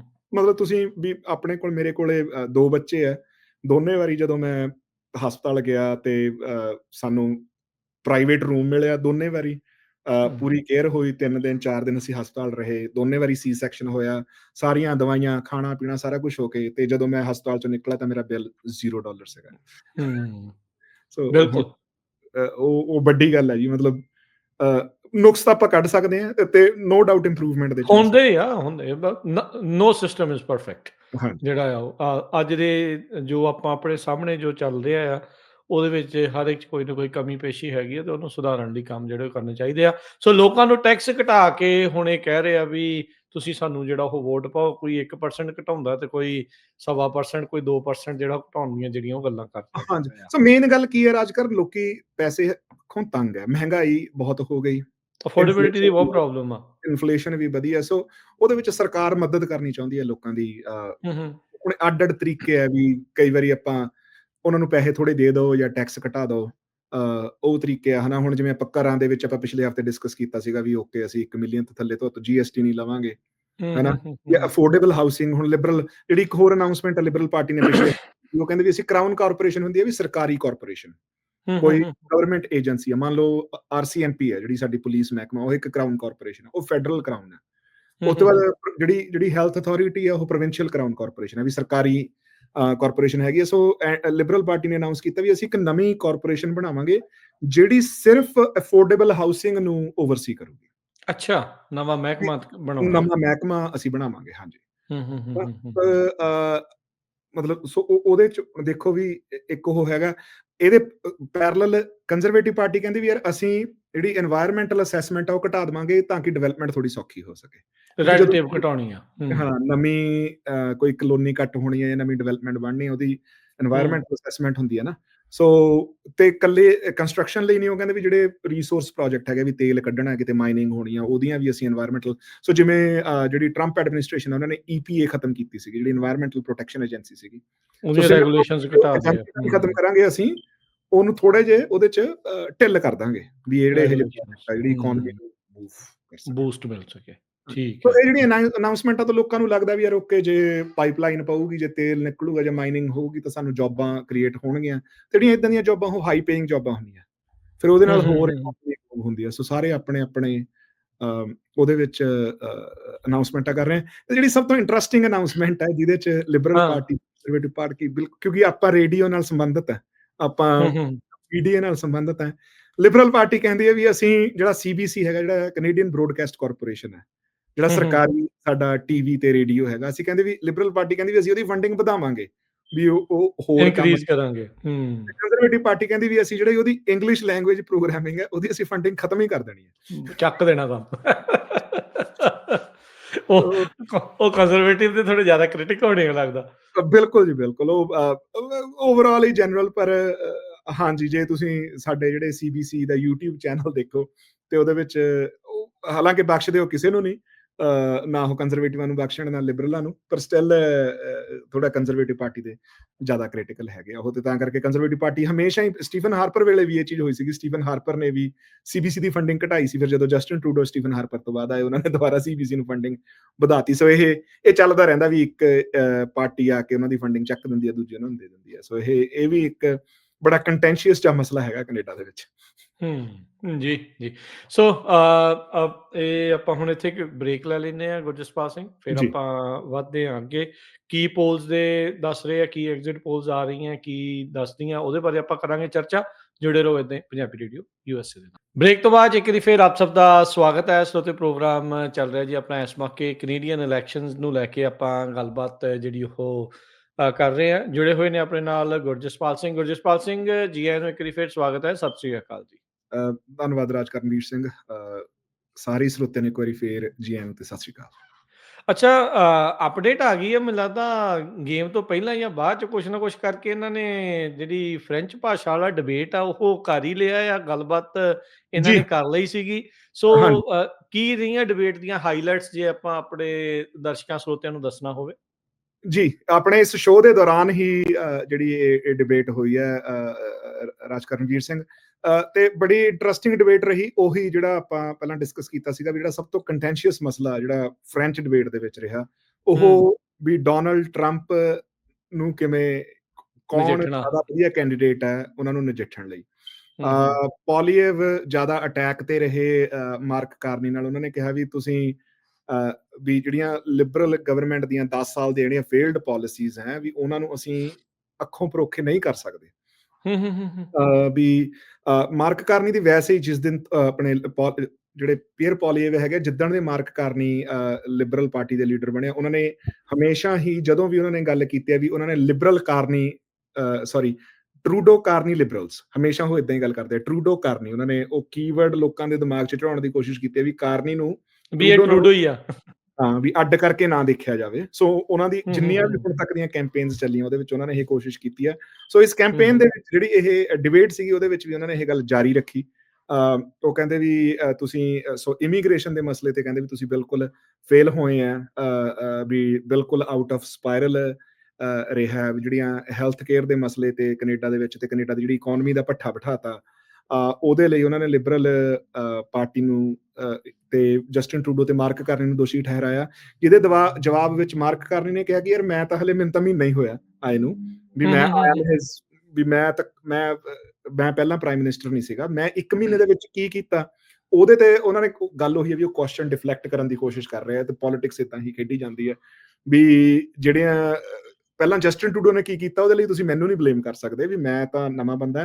ਤੁਸੀਂ ਇਹ ਦੇਖੋ ਕੀ ਕੀਤਾ ਵੀ 1 ਮਹੀਨੇ ਦੇ ਵਿੱਚ ਮੈਂ ਆਸਟ੍ਰੇਲੀਆ ਦੇ ਨਾਲ ਡਿਫੈਂਸ ਐਗਰੀਮੈਂਟ ਸਾਈਨ ਕੀਤਾ, ਮੈਂ ਯੂਰਪ ਨਾਲ ਜਾ ਕੇ ਫ੍ਰੀ ਟ੍ਰੇਡ ਦੀ ਗੱਲ ਕੀਤੀ, ਮੈਂ ਡੋਨਲਡ ਟਰੰਪ ਨਾਲ ਗੱਲ ਕਰਕੇ ਇਹ ਕਿਹਾ ਵੀ ਜਦੋਂ ਮੈਂ ਇਲੈਕਟ ਹੋ ਗਿਆ ਤੇ ਅਸੀਂ ਜਿਹੜਾ ਟ੍ਰੇਡ ਐਗਰੀਮੈਂਟ ਉਹਨੂੰ ਰੀਨੈਗੋਸ਼ੀਏਟ ਕਰਾਂਗੇ, ਤੇ ਮੈਂ ਕਾਰਬਨ ਟੈਕਸ ਹਟਾਤਾ। ਸੋ ਜਿਹੜੀਆਂ ਗੱਲਾਂ ਕਾਰਨੀ ਨੇ ਆਉਂਦੇ ਸਾਰ ਜਿਹੜੀਆਂ ਕੀਤੀਆਂ ਤੇ ਉਹਨਾਂ ਤੇ ਲੋਕਾਂ ਦਾ ਧਿਆਨ ਲਿਜਾਣ ਦੀ ਕੋਸ਼ਿਸ਼ ਕੀਤੀ। ਤੇ ਇਮੀਗ੍ਰੇਸ਼ਨ ਵਾਲੇ ਮਸਲੇ ਤੇ ਕਾਰਨੀ ਕਹਿੰਦੇ ਵੀ ਮੈਂ ਸਹਿਮਤ ਹਾਂ ਵੀ ਸਾਡੀ ਪਿਛਲੀ ਸਰਕਾਰ ਤੋਂ ਇਮੀਗ੍ਰੇਸ਼ਨ ਦੇ ਸੰਬੰਧ ਦੇ ਵਿੱਚ ਗਲਤੀਆਂ ਹੋਈਆਂ ਤੇ ਅਸੀਂ ਹੁਣ ਉਹਨਾਂ ਨੂੰ ਫਿਕਸ ਕਰਨ ਦੀ ਕੋਸ਼ਿਸ਼ ਕਰਾਂਗੇ। ਸੋ ਪਰ ਬੜੀ ਇੰਟਰਸਟਿੰਗ ਜਿਹੜੀ ਇਹ ਡਿਬੇਟ ਰਹੀ। ਇਹਦੇ ਵਿੱਚ ਜ਼ਿਆਦਾ ਇੰਟਰਸਟਿੰਗ ਕੰਮ ਇਹ ਰਿਹਾ ਵੀ ਜਗਮੀਤ ਸਿੰਘ ਕਾਫੀ ਅਗਰੈਸਿਵ ਦਿਖੇ, ਕਿਉਂਕਿ ਉਹ ਚਾਹੁੰਦੇ ਸੀਗੇ ਵੀ ਐਨਡੀਪੀ ਪਾਰਟੀ, ਜਿਹਦੇ ਕਿ ਨੰਬਰ ਲਗਾਤਾਰ ਘਟਦੇ ਜਾ ਰਹੇ ਆ, ਵੀ ਉਹਨਾਂ ਨੂੰ ਬਣਦੀ ਸਪੇਸ ਮਿਲੇ। ਸੋ ਉਹਦੇ ਲਈ ਕਹਿੰਦੇ ਵੀ ਉਹ ਥੋੜੇ ਜਿਹੇ ਅਗਰੈਸਿਵ ਸੀਗੇ ਇਸ ਡਿਬੇਟ ਦੇ ਵਿੱਚ, ਤੇ ਇੱਥੋਂ ਤੱਕ ਵੀ ਜਿਹੜਾ ਮੋਡਰੇਟਰ ਸੀ ਉਹਨਾਂ ਨੂੰ ਉਹਨਾਂ ਦਾ ਜਿਹੜਾ ਮਾਈਕ ਆ ਉਹ ਕੱਟਣਾ ਪਿਆ। ਜੀ।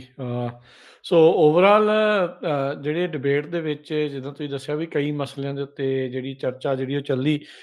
ਅੱਛਾ, ਜਗਮੀਤ ਕਲੀਨ ਐਨਰਜੀ, ਕਲੀਨ ਦੀ ਗੱਲ ਕਰਦੇ ਆ, ਤੇਲ ਦੀਆਂ ਵੀ ਚਰਚਾਵਾਂ ਹੋਈਆਂ ਹੋਣੀਆਂ। ਕੈਨੇਡਾ ਦੀ ਇਕੋਨਮੀ ਦੇ ਵਿੱਚ ਬਹੁਤ ਵੱਡਾ ਜਿਹੜਾ ਇੱਕ ਹਿੱਸਾ ਤੇਲ ਤਾਂ ਉਹ ਪਾਈਪਲਾਈਨਸ ਤੋਂ ਜਿਹੜਾ ਉਹ ਚੱਲਦਾ ਆ। ਅਲਬਰਟਾ ਵਾਲੇ ਤੇ ਇਹ ਵੀ ਕਹਿ ਦਿੰਦੇ ਆ ਵੀ ਤੇਲ ਅਸੀਂ ਕੱਢਦੇ ਤੇ ਖਾਂਦਾ ਸਾਰਾ ਕੈਨੇਡਾ ਆ। ਹਾਂਜੀ। ਵੀ ਇਹ ਵੀ ਚੀਜ਼ ਆ। ਸੋ ਉਸ ਮਸਲੇ ਦੇ ਉੱਤੇ ਕੀ ਜਿਹੜਾ ਇਹਨਾਂ ਦੀ ਰਾਏ ਰਹੀ? ਪਿਛਲੇ ਪ੍ਰਸ਼ਾਸਨ ਨੇ ਅਮਰੀਕਾ ਦੇ ਵਿੱਚ ਕੀਸਟੋਨ ਪਾਈਪਲਾਈਨ ਆ ਉਹਨੂੰ ਰੱਦ ਕਰਤਾ ਸੀ। ਜਿਹੜੇ ਟਰੰਪ ਹੁਣੀ ਆ ਉਹ ਇਦਾਂ ਦੀਆਂ ਪਾਈਪਲਾਈਨਸ ਵੱਧ ਕਰਨਾ ਚਾਹੁੰਦੇ ਆ, ਪਰ ਹੁਣ ਟੈਰਿਫ ਦੇ ਚੱਲਦਿਆਂ ਉਧਰੋਂ ਆ ਰਿਹਾ ਤੇਲ, ਇੱਥੇ ਐਕਸਪੈਂਸਿਵ ਜਿਹੜਾ ਉਹ ਆ ਰਿਹਾ ਆ। ਸੋ ਇਸ ਮਸਲੇ ਨੂੰ ਕਿੱਦਾਂ ਜਿਹੜਾ ਉਹ ਦੇਖਿਆ ਜਾ ਰਿਹਾ? ਕੀ ਤੇਲ ਨੂੰ ਹੋਰ ਮੁਲਕਾਂ ਦੇ ਵਿੱਚ ਐਕਸਪੋਰਟ ਕਰਨ ਬਾਰੇ ਜਿਹੜਾ ਸੋਚਿਆ ਜਾ ਰਿਹਾ ਕੈਨੇਡਾ ਦੇ ਦੁਆਰਾ? ਸੋ ਐਲਬਰਟਾ ਦੇ ਵਿੱਚ ਜਿਹੜਾ ਤੇਲ ਨਿਕਲਦਾ ਉਹ ਟਾਰ ਤੇਲ ਆ, ਉਹ ਥੋੜਾ ਭਾਰਾ ਹੈ, ਸੰਘਣਾ ਹੈ, ਉਹਨੂੰ ਫਿਲਟਰ ਕਰਨਾ ਥੋੜਾ ਔਖਾ ਹੈ। ਉਹਨੂੰ ਇੱਕ ਤਾਂ ਇਹ ਹੈਗਾ ਵੀ ਜਿਹੜਾ ਕੱਚਾ ਤੇਲ ਹੈ ਉਹਨੂੰ ਸਿੱਧਾ ਪੋਰਟਸ ਤੇ ਲਿਜਾਇਆ ਜਾਵੇ, ਜਾਂ BC ਦੇ ਪੋਰਟ ਤੇ ਲੈ ਜਾਈਏ, ਜਾਂ ਉਹਨੂੰ ਅਸੀਂ ਪ੍ਰਿੰਸ ਐਡਵਰਡ ਆਈਲੈਂਡ, ਨੋਵਾ ਸਕੋਸ਼ੀਆ ਜਿਹੜੇ ਸਾਡੇ ਉੱਧਰ ਪੋਰਟਸ ਹੈਗੇ ਆ, ਜਾਂ ਕਿਊਬੈਕ ਦੇ ਪੋਰਟਸ ਹੈਗੇ ਆ, ਉਹਨਾਂ ਤੇ ਲਿਜਾ ਕੇ ਉੱਥੋਂ ਸ਼ਿਪਾਂ ਰਾਹੀਂ ਵੇਚਿਆ ਜਾਵੇ ਤੇ ਭੇਜਿਆ ਜਾਵੇ। ਇਹ ਹਮੇਸ਼ਾ ਹੀ ਕੰਟੈਂਸ਼ਨ ਦਾ ਮਸਲਾ ਰਹਿੰਦਾ, ਕਿਉਂਕਿ ਜਿਹੜੇ ਪ੍ਰੋਵਿੰਸਸ ਹੈਗੇ ਆ ਉਹਨਾਂ ਦੀ ਆਪਣੀ ਰਾਏ ਹੈ। ਜਿਹੜਾ ਐਲਬਰਟਾ ਹੈ, ਕਿਉਂਕਿ ਉਹਦੀ ਇਕੋਨਮੀ ਤੇਲ ਤੇ ਡਿਪੈਂਡੈਂਟ, ਉਹ ਕਹਿੰਦੇ ਵੀ ਸਾਨੂੰ ਜ਼ਿਆਦਾ ਤੇਲ ਕੱਢ ਕੇ ਵੇਚਣਾ ਚਾਹੀਦਾ, ਤਾਂ ਕਰਕੇ ਵੀ ਕੈਨੇਡਾ ਦੀ ਇਕੋਨਮੀ ਉੱਤੇ ਜਾਵੇ। ਪਰ ਜਿਹੜੇ BC ਹੈ ਕੈਨੇਡਾ ਦੇ ਵੈਸਟ, ਐਲਬਰਟਾ ਤੋਂ ਵੈਸਟ ਸਾਈਡ ਤੇ ਹੈ, ਉਹ ਵੀ ਜਿਹੜਾ এনवायरमेंटल ਪ੍ਰੋਟੈਕਸ਼ਨ ਹੈ, ਜਿੱਦਾਂ ਲਾ ਲਓ ਵੀ ਟੈਕਸਸ ਹੈ, ਟੈਕਸਸ ਦੇ ਇੱਕ ਪਾਸੇ ਕੈਲੀਫੋਰਨੀਆ ਹੋਵੇ ਤੇ ਦੂਜੇ ਪਾਸੇ ਆਪਣਾ ਨਿਊਯਾਰਕ ਹੋਵੇ, ਤੇ ਜਿਹੜੇ ਨਿਊਯਾਰਕ ਤੇ ਕੈਲੀਫੋਰਨੀਆ ਉਹ ਦੋਨੇ ਹੀ ਕਹਿੰਦੇ ਵੀ ਅਸੀਂ ਤੇਲ ਸਾਡੇ ਲੰਘਣਾ ਹੀ ਨਹੀਂ, ਚੱਲਣ ਨਹੀਂ ਦੇਣਾ, ਤੇ ਟੈਕਸਸ ਕਹਿੰਦਾ ਉਹ ਵੀ ਅਸੀਂ ਤਾਂ ਤੇਲ ਕੱਢ ਕੇ ਅਸੀਂ ਤਾਂ ਗੁਜ਼ਾਰਾ ਕਰਨਾ। ਸੋ ਉਹਦੇ ਕਰਕੇ ਹਮੇਸ਼ਾ ਹੀ ਇਹ ਜਿਹੜੀ ਲੜਾਈ ਆ ਉਹ ਚੱਲਦੀ ਰਹਿੰਦੀ। ਜਿਹੜੀ ਪਾਈਪਲਾਈਨ ਹੈ ਉਹ ਸ਼ੁਰੂ ਕੀਤੀ ਸੀਗੀ ਤੇ ਕੁਝ ਪੈ ਵੀ ਗਈ ਸੀ, ਜਿਹੜੀ ਟਰਾਂਸ ਕੈਨੇਡਾ ਪਾਈਪਲਾਈਨ ਹੈ, BC ਦੇ ਪੋਰਟਸ ਤੱਕ। ਪਰ ਜਿਹੜਾ ਜ਼ਿਆਦਾ ਕੈਨੇਡਾ ਦਾ ਤੇਲ ਹੈਗਾ, ਕਿਉਂਕਿ ਕੈਨੇਡਾ ਦੇ ਵਿੱਚ ਐਨਵਾਇਰਨਮੈਂਟਲ ਰੈਗੂਲੇਸ਼ਨਸ ਸਖਤ ਹੋਣ ਕਰਕੇ ਉਹਦੀ ਰਿਫਾਈਨਿੰਗ ਕੈਨੇਡਾ ਦੇ ਵਿੱਚ ਪੋਸੀਬਲ ਨਹੀਂ ਹੈ। ਸੋ ਜਿਹੜਾ ਉਹ ਸਾਰਾ ਤੇਲ ਹੈ ਉਹ ਟੈਕਸਸ ਨੂੰ ਭੇਜਿਆ ਜਾਂਦਾ, ਜਿੱਥੇ ਟੈਕਸਸ ਦੇ ਵਿੱਚ ਉਹਦੀ ਰਿਫਾਈਨਿੰਗ ਹੁੰਦੀ ਹੈ। ਠੀਕ ਤੇ ਹੈ। ਤਾਂ ਹੀ ਜਿਹੜਾ ਆਪਣਾ ਟ੍ਰੇਡ ਦਾ ਵੀ ਜਿਹੜਾ ਕੈਨੇਡਾ ਦਾ ਸਰਪਲਸ ਹੈ, ਉਹ ਜ਼ਿਆਦਾ ਇਸੇ ਗੱਲ ਕਰਕੇ ਵੀ ਜਿਹੜਾ ਤੇਲ ਹੈ, ਜੇ ਅਸੀਂ ਤੇਲ ਨੂੰ ਕੱਢ ਦਈਏ ਕੈਨੇਡਾ ਅਮਰੀਕਾ ਦੇ ਟ੍ਰੇਡ ਚੋਂ, ਤੇ ਜਿਹੜਾ ਕੈਨੇਡਾ ਦਾ ਸਰਪਲਸ ਆ ਉਹ ਸਿਰਫ 10% ਹੈ, ਜਿਹੜਾ ਸਰਪਲਸ ਹੈ। ਕਿਉਂਕਿ ਤੇਲ ਇੰਨਾ ਜ਼ਿਆਦਾ ਜਾਂਦਾ, ਉਹਦੇ ਕਰਕੇ ਜਿਹੜਾ ਸਾਡਾ ਟ੍ਰੇਡ ਸਰਪਲਸ ਆ ਉਹ ਲਗਭਗ 60% ਹੋ ਜਾਂਦਾ। ਪਰ ਉਹ ਜਿਹੜਾ ਤੇਲ ਆ ਉਹਦਾ ਫਾਇਦਾ ਤਾਂ ਅਲਟੀਮੇਟਲੀ ਅਮਰੀਕਾ ਨੂੰ ਹੀ ਹੈ, ਕਿਉਂਕਿ ਤੇਲ ਨਿਕਲਦਾ ਕੈਨੇਡਾ ਚੋਂ ਹੈ, ਅਮਰੀਕਾ ਉਹਨੂੰ ਰਿਫਾਈਨ ਕਰਕੇ ਬਹੁਤ ਮਹਿੰਗੇ ਭਾਅ ਵੇਚਦਾ। ਹੁਣ ਜਿਹੜੀਆਂ ਦੋਨੇ ਹੀ ਪਾਰਟੀਆਂ, ਦੇਖੋ NDP ਤਾਂ ਹਮੇਸ਼ਾ ਹੀ, ਕਿਉਂਕਿ ਉਹ ਲੈਫਟ ਲੀਨਿੰਗ ਪਾਰਟੀ, ਉਹ ਕਹਿੰਦੇ ਵੀ ਨਹੀਂ ਅਸੀਂ ਤੇਲ ਨਹੀਂ ਕੱਢਣਾ, ਅਸੀਂ ਐਂਟੀ ਤੇਲ ਹੈ। ਟਰੂਡੋ ਸਰਕਾਰ ਵੀ ਇਹੀ ਸੀਗੀ ਵੀ ਨਹੀਂ ਯਾਰ, ਤੇਲ ਘੱਟ ਕੱਢਿਆ ਜਾਵੇ, ਜੇ ਕੱਢਿਆ ਜਾਵੇ ਤਾਂ ਐਨਵਾਇਰਨਮੈਂਟਲ ਪ੍ਰੋਟੈਕਸ਼ਨਸ ਬਹੁਤ ਜ਼ਿਆਦਾ ਲਾ ਕੇ ਉਹਦੇ ਕੰਪਨੀਆਂ ਨੂੰ ਬਾਹਰ ਨਹੀਂ ਖਾਂਦਾ ਤਾਂ ਉਹ ਲਾਉਂਦੀਆਂ ਨਹੀਂ। ਮਾਰਕ ਕਰਨੀ ਹੈ ਕਿਉਂਕਿ ਉਹ ਥੋੜੇ ਜਿਹੇ ਰਾਈਟ ਆ, ਉਹ ਕਹਿੰਦੇ ਵੀ ਨਹੀਂ ਯਾਰ ਸਾਨੂੰ ਤੇਲ ਕੱਢਣਾ ਪੈਣਾ, ਇਹ ਸਾਡੀ ਸੋਵਰੈਨਿਟੀ ਲਈ ਜ਼ਰੂਰੀ ਹੈ, ਵੀ ਅਸੀਂ ਤਾਂ ਹੀ ਸਰਵਾਈਵ ਕਰਾਂਗੇ, ਵੀ ਅਸੀਂ ਅਮਰੀਕਾ ਤੋਂ ਛੁੱਟ ਹੋਰ ਮਾਰਕੀਟਾਂ ਨੂੰ ਤੇਲ ਵੇਚੀਏ ਤੇ ਕੈਨੇਡਾ ਦੇ ਵਿੱਚ ਵੀ ਤੇਲ ਪ੍ਰੋਸੈਸ ਕਰੀਏ, ਉਹਨੂੰ ਰਿਫਾਈਨ ਕਰੀਏ। ਅੱਛਾ, ਤੁਹਾਡੇ ਰਿਫਾਈਨਰੀਜ਼ ਬਿਲਕੁਲ ਨਹੀਂ ਹੈਗੀਆਂ? ਬਹੁਤ ਘੱਟ ਨੇ। ਠੀਕ ਤੇ ਹੈ। ਜਿਹੜੀ ਕੰਜ਼ਰਵੇਟਿਵ ਲੀਡਰ ਹੈ, ਕਿਉਂਕਿ ਉਹ ਅਲਬਰਟਾ ਤੋਂ ਨੇ, ਤੇ ਅਲਬਰਟਾ ਦੇ ਵਿੱਚ ਸਭ ਤੋਂ ਵੱਡਾ ਮਸਲਾ ਹੀ ਤੇਲ ਦਾ, ਉਹ ਕਹਿੰਦੇ ਵੀ ਅਸੀਂ ਫੱਟੇ ਚੱਕ ਦਾਂਗੇ, ਸਾਰਾ ਕੁਝ ਹੀ ਬਸ ਇੱਥੇ ਤੇਲ ਹੀ ਤੇਲ ਕਰ ਦਾਂਗੇ ਕੈਨੇਡਾ ਦੇ ਵਿੱਚ। ਤੁਹਾਡੇ ਘਰਾਂ ਹੀ ਟੂਟੀਆਂ ਲਾ ਦੇਣੀਆਂ ਤੇਲ ਦੀਆਂ, ਉਹ ਗੱਲ ਹੋ ਜਾਣੀ ਆ। ਤੇਲ ਦਾ ਐਕਸੈਸ ਬਹੁਤ ਹੈਗਾ। ਮਤਲਬ ਸਾਡੇ ਇੱਥੇ ਈਸਟ ਦੇ ਵਿੱਚ ਇੱਕ ਸੂਬਾ ਹੈਗਾ ਨਿਊਫਿਨਲੈਂਡ ਦੇ ਵਿੱਚ ਫਰੈਕਿੰਗ ਵਾਲਾ ਬਹੁਤ ਸੌਖਾ ਨਿਕਲਣ ਵਾਲਾ ਤੇਲ ਹੈ। ਨਿਊਫਿਨਲੈਂਡ ਦੀ ਸਰਕਾਰ ਹੈ ਉਹ ਵੀ ਲੈਫਟ ਲੀਨਿੰਗ ਹੈ, ਉਹ ਕਹਿੰਦੇ ਵੀ ਨਹੀਂ ਅਸੀਂ ਕੱਢਣਾ ਨਹੀਂ, ਸਾਨੂੰ ਲੋੜ ਨਹੀਂ। ਹੁਣ ਜਦੋਂ ਚੇਂਜ ਹੁੰਦੀ ਸਰਕਾਰ ਉੱਥੇ, ਫਿਰ ਉਹ ਚੀਜ਼ ਵੱਧ ਜੂਗੀ ਉੱਥੇ। ਇਹ ਬੜਾ ਡਿਵਾਈਸਿਵ ਜਿਹਾ ਮਸਲਾ ਹੈਗਾ। ਸੋ ਆਈ ਗੈਸ ਵੀ ਇਹਦਾ ਕੋਈ ਮਿਡਲ ਵੇ ਦੇਖਣਾ ਪੈਣਾ, ਵੀ ਜਿਹਦੇ ਚ ਕੈਨੇਡਾ ਦੀ ਸੋਵਰੈਨਿਟੀ ਵੀ ਇਫੈਕਟ ਨਾ ਹੋਵੇ ਤੇ এনवायरमेंट ਨੂੰ ਵੀ ਅਸੀਂ ਬਿਲਕੁਲ ਗੰਦਲਾ ਨਾ ਕਰੀਏ। ਦੇਖੋ ਉਹਦਾ ਰਾਹ ਹੁਣ ਕੀ ਹੈ। ਅੱਛਾ, ਓਵਰਆਲ ਆਪਣੇ ਜਿਹੜੇ ਸਰੋਤਿਆਂ ਦਰਸ਼ਕਾਂ ਨੂੰ ਦੱਸਦੇ ਜਾਈਏ, ਇਸ ਡਿਬੇਟ ਦੇ ਵਿੱਚ ਕਿਹੜੇ ਲੀਡਰ ਨੇ ਕਿੰਨੇ ਮਿੰਟ ਲਾਏ ਆ। ਮੈਂ ਉਹ ਆંકੜਾ ਮੇਰੇ ਸਾਹਮਣੇ ਆ ਤੇ ਮੈਂ ਆਪਣੇ ਸਰੋਤਿਆਂ ਨਾਲ ਸ਼ੇਅਰ ਕਰਦਾ। ਜਿਹੜੇ ਕੰਜ਼ਰਵੇਟਿਵ ਪਾਰਟੀ ਦੇ ਹੈਗੇ ਨੇ ਲੀਡਰ, ਉਹ 25 ਮਿੰਟ 31 ਸਕਿੰਟ। ਜਿਹੜੇ ਕੁਬੈਕ ਜਿਹੜੇ ਬਲਾਕ ਦੇ ਆ, ਉਹ 24 ਮਿੰਟ ਤੇ 59 ਸੈਕਿੰਡ। ਜਿਹੜੇ ਲਿਬਰਲ ਪਾਰਟੀ ਦੇ ਆ ਕਾਰਨੀ, ਉਹ 24 ਮਿੰਟ ਤੇ 48 ਸੈਕਿੰਡ। ਤੇ NDP ਵਾਲੇ ਜਗਮੀਤ ਸਿੰਘ 22 ਮਿੰਟ ਤੇ 10 ਸੈਕਿੰਡ ਬੋਲੇ ਆ। ਤਾਂ ਹੀ ਜਗਮੀਤ ਸਿੰਘ ਕਹਿੰਦਾ ਮੈਨੂੰ ਬੋਲਣ ਨਹੀਂ ਦਿੰਦੇ, ਪਰ ਮਿੱਤਰ ਦਾ ਮਾਈਕ ਹੀ ਕੱਟਤਾ ਸੀ। ਕਹਿੰਦੇ ਵੀ ਤੂੰ ਅਗਰੈਸਿਵ ਬਹੁਤ ਆ, ਵੀ ਏਦਾਂ ਜਿਹੜੀ ਉਹ ਗੱਲ ਨਹੀਂ ਚੱਲਣੀ। CBC ਬਾਰੇ ਵੀ ਕਹਿੰਦੇ ਵੀ ਸਵਾਲ ਜਿਹੜਾ ਉਹ ਪੁੱਛਿਆ ਗਿਆ, ਇੰਗਲਿਸ਼ ਵਾਲੀ ਜਿਹੜੀ ਗੱਲ ਤੁਸੀਂ ਕਰਕੇ ਆਏ ਸੀਗੇ ਵੀ ਡੀਫੰਡ ਕਰਨਾ ਆ CBC ਨੂੰ, ਪਰ ਜਿਹੜਾ ਰੇਡੀਓ ਕੈਨੇਡਾ ਆ ਉਹਨੂੰ ਚੱਲਦਾ ਰੱਖਣਾ ਆ, ਜਿਹੜਾ ਫ੍ਰੈਂਚ ਲੈਂਗੁਏਜ ਬ੍ਰੌਡਕਾਸਟਰ ਹੈਗਾ ਆ। ਜੀ। ਸੋ ਇਹ ਅਗੇਨ ਉਹੀ ਹੁੰਦਾ ਵੀ ਮੀਡੀਆ ਦੇ ਉੱਤੇ ਕੰਟਰੋਲ ਹਰ ਇੱਕ ਸਰਕਾਰ ਕਰਨਾ ਚਾਹੁੰਦੀ ਹੈ। ਕੋਈ ਉਹਨੂੰ ਡੰਡਾ ਦਿਖਾ ਕੇ ਕਰਨਾ ਚਾਹੁੰਦੀ ਹੈ, ਕੋਈ ਉਹਨੂੰ ਗਾਜਰ ਨਾਲ ਲਾ ਕੇ ਜਿਹੜਾ ਕਰਨਾ ਚਾਹੁੰਦੀ ਆ।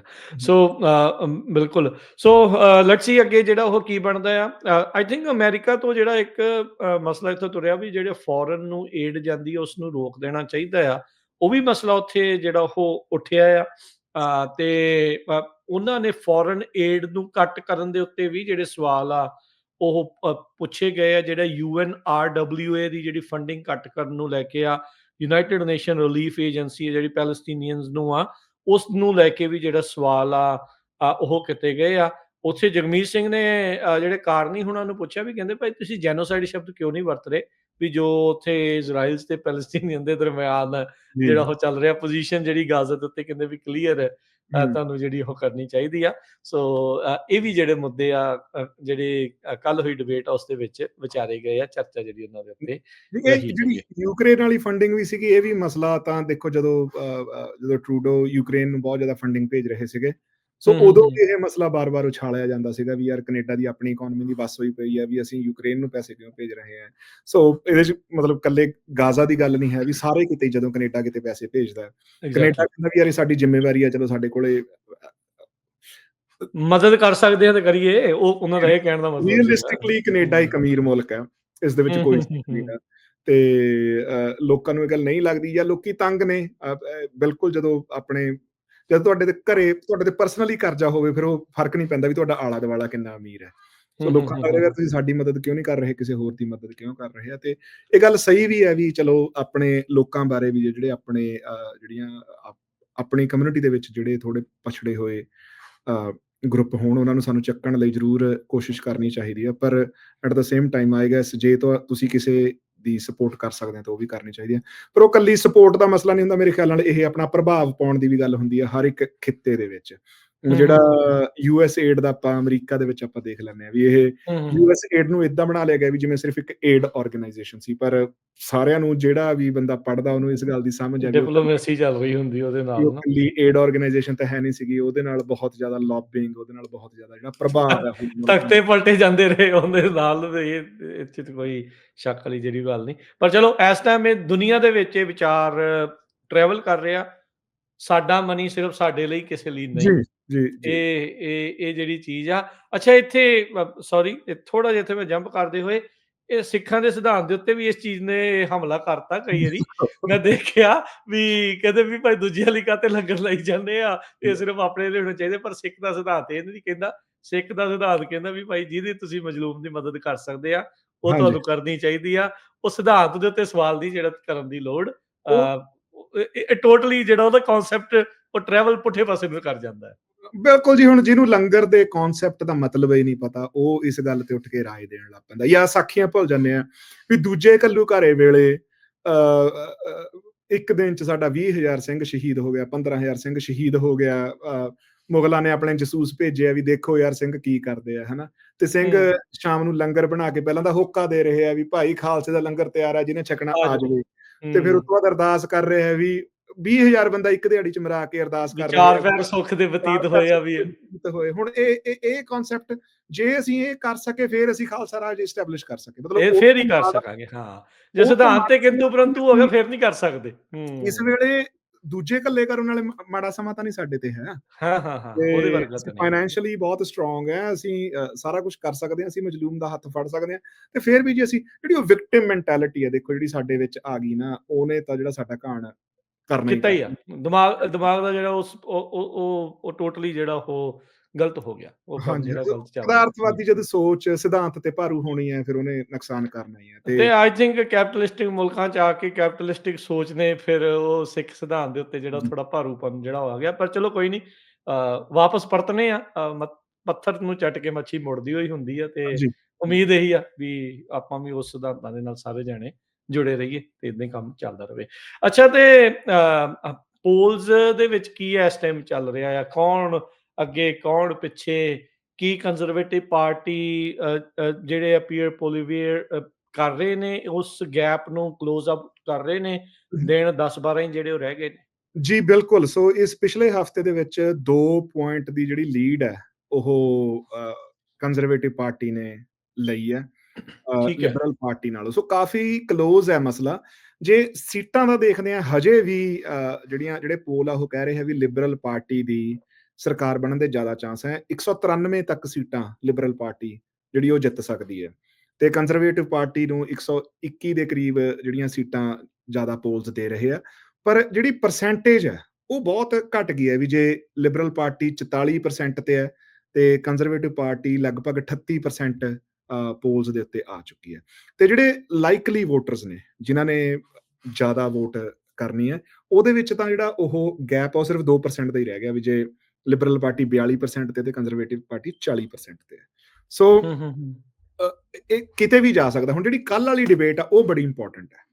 ਕੱਲ ਵਾਲੀ ਡਿਬੇਟ ਤੋਂ ਬਾਅਦ ਜਿਹੜੀ ਇੰਗਲਿਸ਼ ਵਾਲੀ ਡਿਬੇਟ ਹੋਣੀ ਹੈ, ਇੰਗਲਿਸ਼ ਵਾਲੀ ਡਿਬੇਟ ਹੈ, ਉਸ ਤੋਂ ਬਾਅਦ ਜਿਹੜੀ ਪਿਕਚਰ ਹੈ ਉਹ ਕਲੀਅਰ ਹੋਣੀ ਹੈ। ਠੀਕ ਹੈ। ਤੇ ਅੱਛਾ ਗੁਰਜਸਪਾਲ ਸਿੰਘ, ਵੀ ਇਹਦੇ ਵਿੱਚ ਇਹ ਵੀ ਦੱਸੋ ਵੀ ਜਿੱਥੇ ਖਾਸ ਕਰਕੇ ਹੁਣ ਪੰਜਾਬੀ ਰਾਈਡਿੰਗਸ ਕਹਿ ਲਓ ਵੀ ਜ਼ਿਆਦਾ, ਜਾਂ ਜਿੱਥੇ ਪੰਜਾਬੀ ਕੈਂਡੀਡੇਟਸ ਵਗੈਰਾ ਜ਼ਿਆਦਾ ਆ, ਉੱਥੇ ਪੰਜਾਬੀ ਵਿੱਚ ਵੀ ਜਿਹੜੀਆਂ ਇਦਾਂ ਦੀਆਂ ਡਿਬੇਟਸ ਕੀਤੀਆਂ ਜਾਂਦੀਆਂ ਉੱਥੇ ਹੁੰਦੀਆਂ ਨੇ? ਲੋਕਲ ਮੀਡੀਆ ਕਰ ਲੈਂਦਾ ਜੀ। ਜਿਵੇਂ ਹੁਣ ਸਰੀ ਨਿਊਟਨ ਦੇ ਵਿੱਚ ਜਿਹੜਾ ਰੈਡ FM ਹੈਗਾ, ਉਹਨਾਂ ਨੇ ਇਹ ਡਿਬੇਟ ਕੀਤੀ ਹੈ। ਠੀਕ ਹੈ, ਉੱਥੋਂ ਦੇ ਲੋਕਲ ਕੈਂਡੀਡੇਟਸ ਦੇ ਉੱਤੇ। ਲੋਕਲ ਕੈਂਡੀਡੇਟਸ ਨੂੰ, ਮਤਲਬ ਉਹ ਇਦਾਂ ਨਹੀਂ ਗਾ ਵੀ ਸਾਰੇ ਕੈਂਡੀਡੇਟਸ ਨੂੰ ਇੱਕ ਪਲੇਟਫਾਰਮ ਤੇ ਨਹੀਂ ਸੱਦਿਆ, ਪਰ ਉਹਨਾਂ ਨੇ ਮਸਲੇ ਡਿਸਾਈਡ ਕਰਕੇ ਕੱਲੇ ਕੈਂਡੀਡੇਟ ਨੂੰ ਉਹਨਾਂ ਨੇ ਇੰਟਰਵਿਊ ਕੀਤੀ ਹੈ।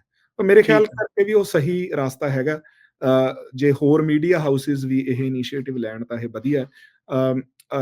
ਮੈਨੂੰ ਲੱਗਦਾ ਵੀ ਆਪਾਂ ਪੰਜਾਬੀ ਰੇਡੀਓ ਵੱਲੋਂ ਵੀ ਇਹ ਆਪਾਂ ਉੱਦਮ ਆਪਾਂ ਕਰ ਸਕਦੇ ਹਾਂ, ਮੇਬੀ ਆਉਣ ਵਾਲੀਆਂ ਇਲੈਕਸ਼ਨਾਂ ਦੇ ਵਿੱਚ ਆਪਾਂ ਇਹ ਜ਼ਰੂਰ, ਚੀਜ਼ ਜ਼ਰੂਰ। ਕਰ ਸਕਦੇ ਹਾਂ ਵੀ ਆਪਾਂ ਅੱਡ-ਅੱਡ ਤੁਸੀਂ ਕੈਂਡੀਡੇਟਸ ਦੀ ਸਾਡੇ ਲਿਆਜ਼ਨ ਹੋ ਉੱਥੇ, ਹੁਣ ਤੁਸੀਂ ਜਿੱਦਾਂ ਮਰਜ਼ੀ ਕਰਨਾ ਚਾਹੁੰਦੇ ਹੋ ਰੀਚ ਆਊਟ ਕੀਤਾ ਜਾਵੇ। ਕਰਕੇ, ਪਰ ਹੂੰ, ਇਦਾਂ ਹੂੰ। ਦਾ ਕੋਈ ਜੇ ਆਪਾਂ ਕਹਿ ਲਈਏ ਵੀ ਪੂਰੇ ਕੈਨੇਡਾ ਵਾਈਡ ਹੈ ਨਹੀਂਗਾ, ਪਰ ਕਿਤੇ-ਕਿਤੇ ਹਾਂਜੀ ਇਦਾਂ ਦੀ ਜਿਹੜੇ ਲੀਡਰ ਹੈ ਉਹਨਾਂ ਨੂੰ ਪਲੇਟਫਾਰਮ ਦੇ ਉੱਤੇ ਲਿਆ ਕੇ ਕੁਐਸਚਨ ਕੀਤਾ ਜਾਂਦਾ ਹੈ ਹੂੰ, ਹੂੰ, ਹੂੰ, ਹੂੰ। ਜੀ, ਪੰਜਾਬੀ ਜੀ। ਭਾਸ਼ਾ ਦੇ ਵਿੱਚ। ਬਿਲਕੁਲ।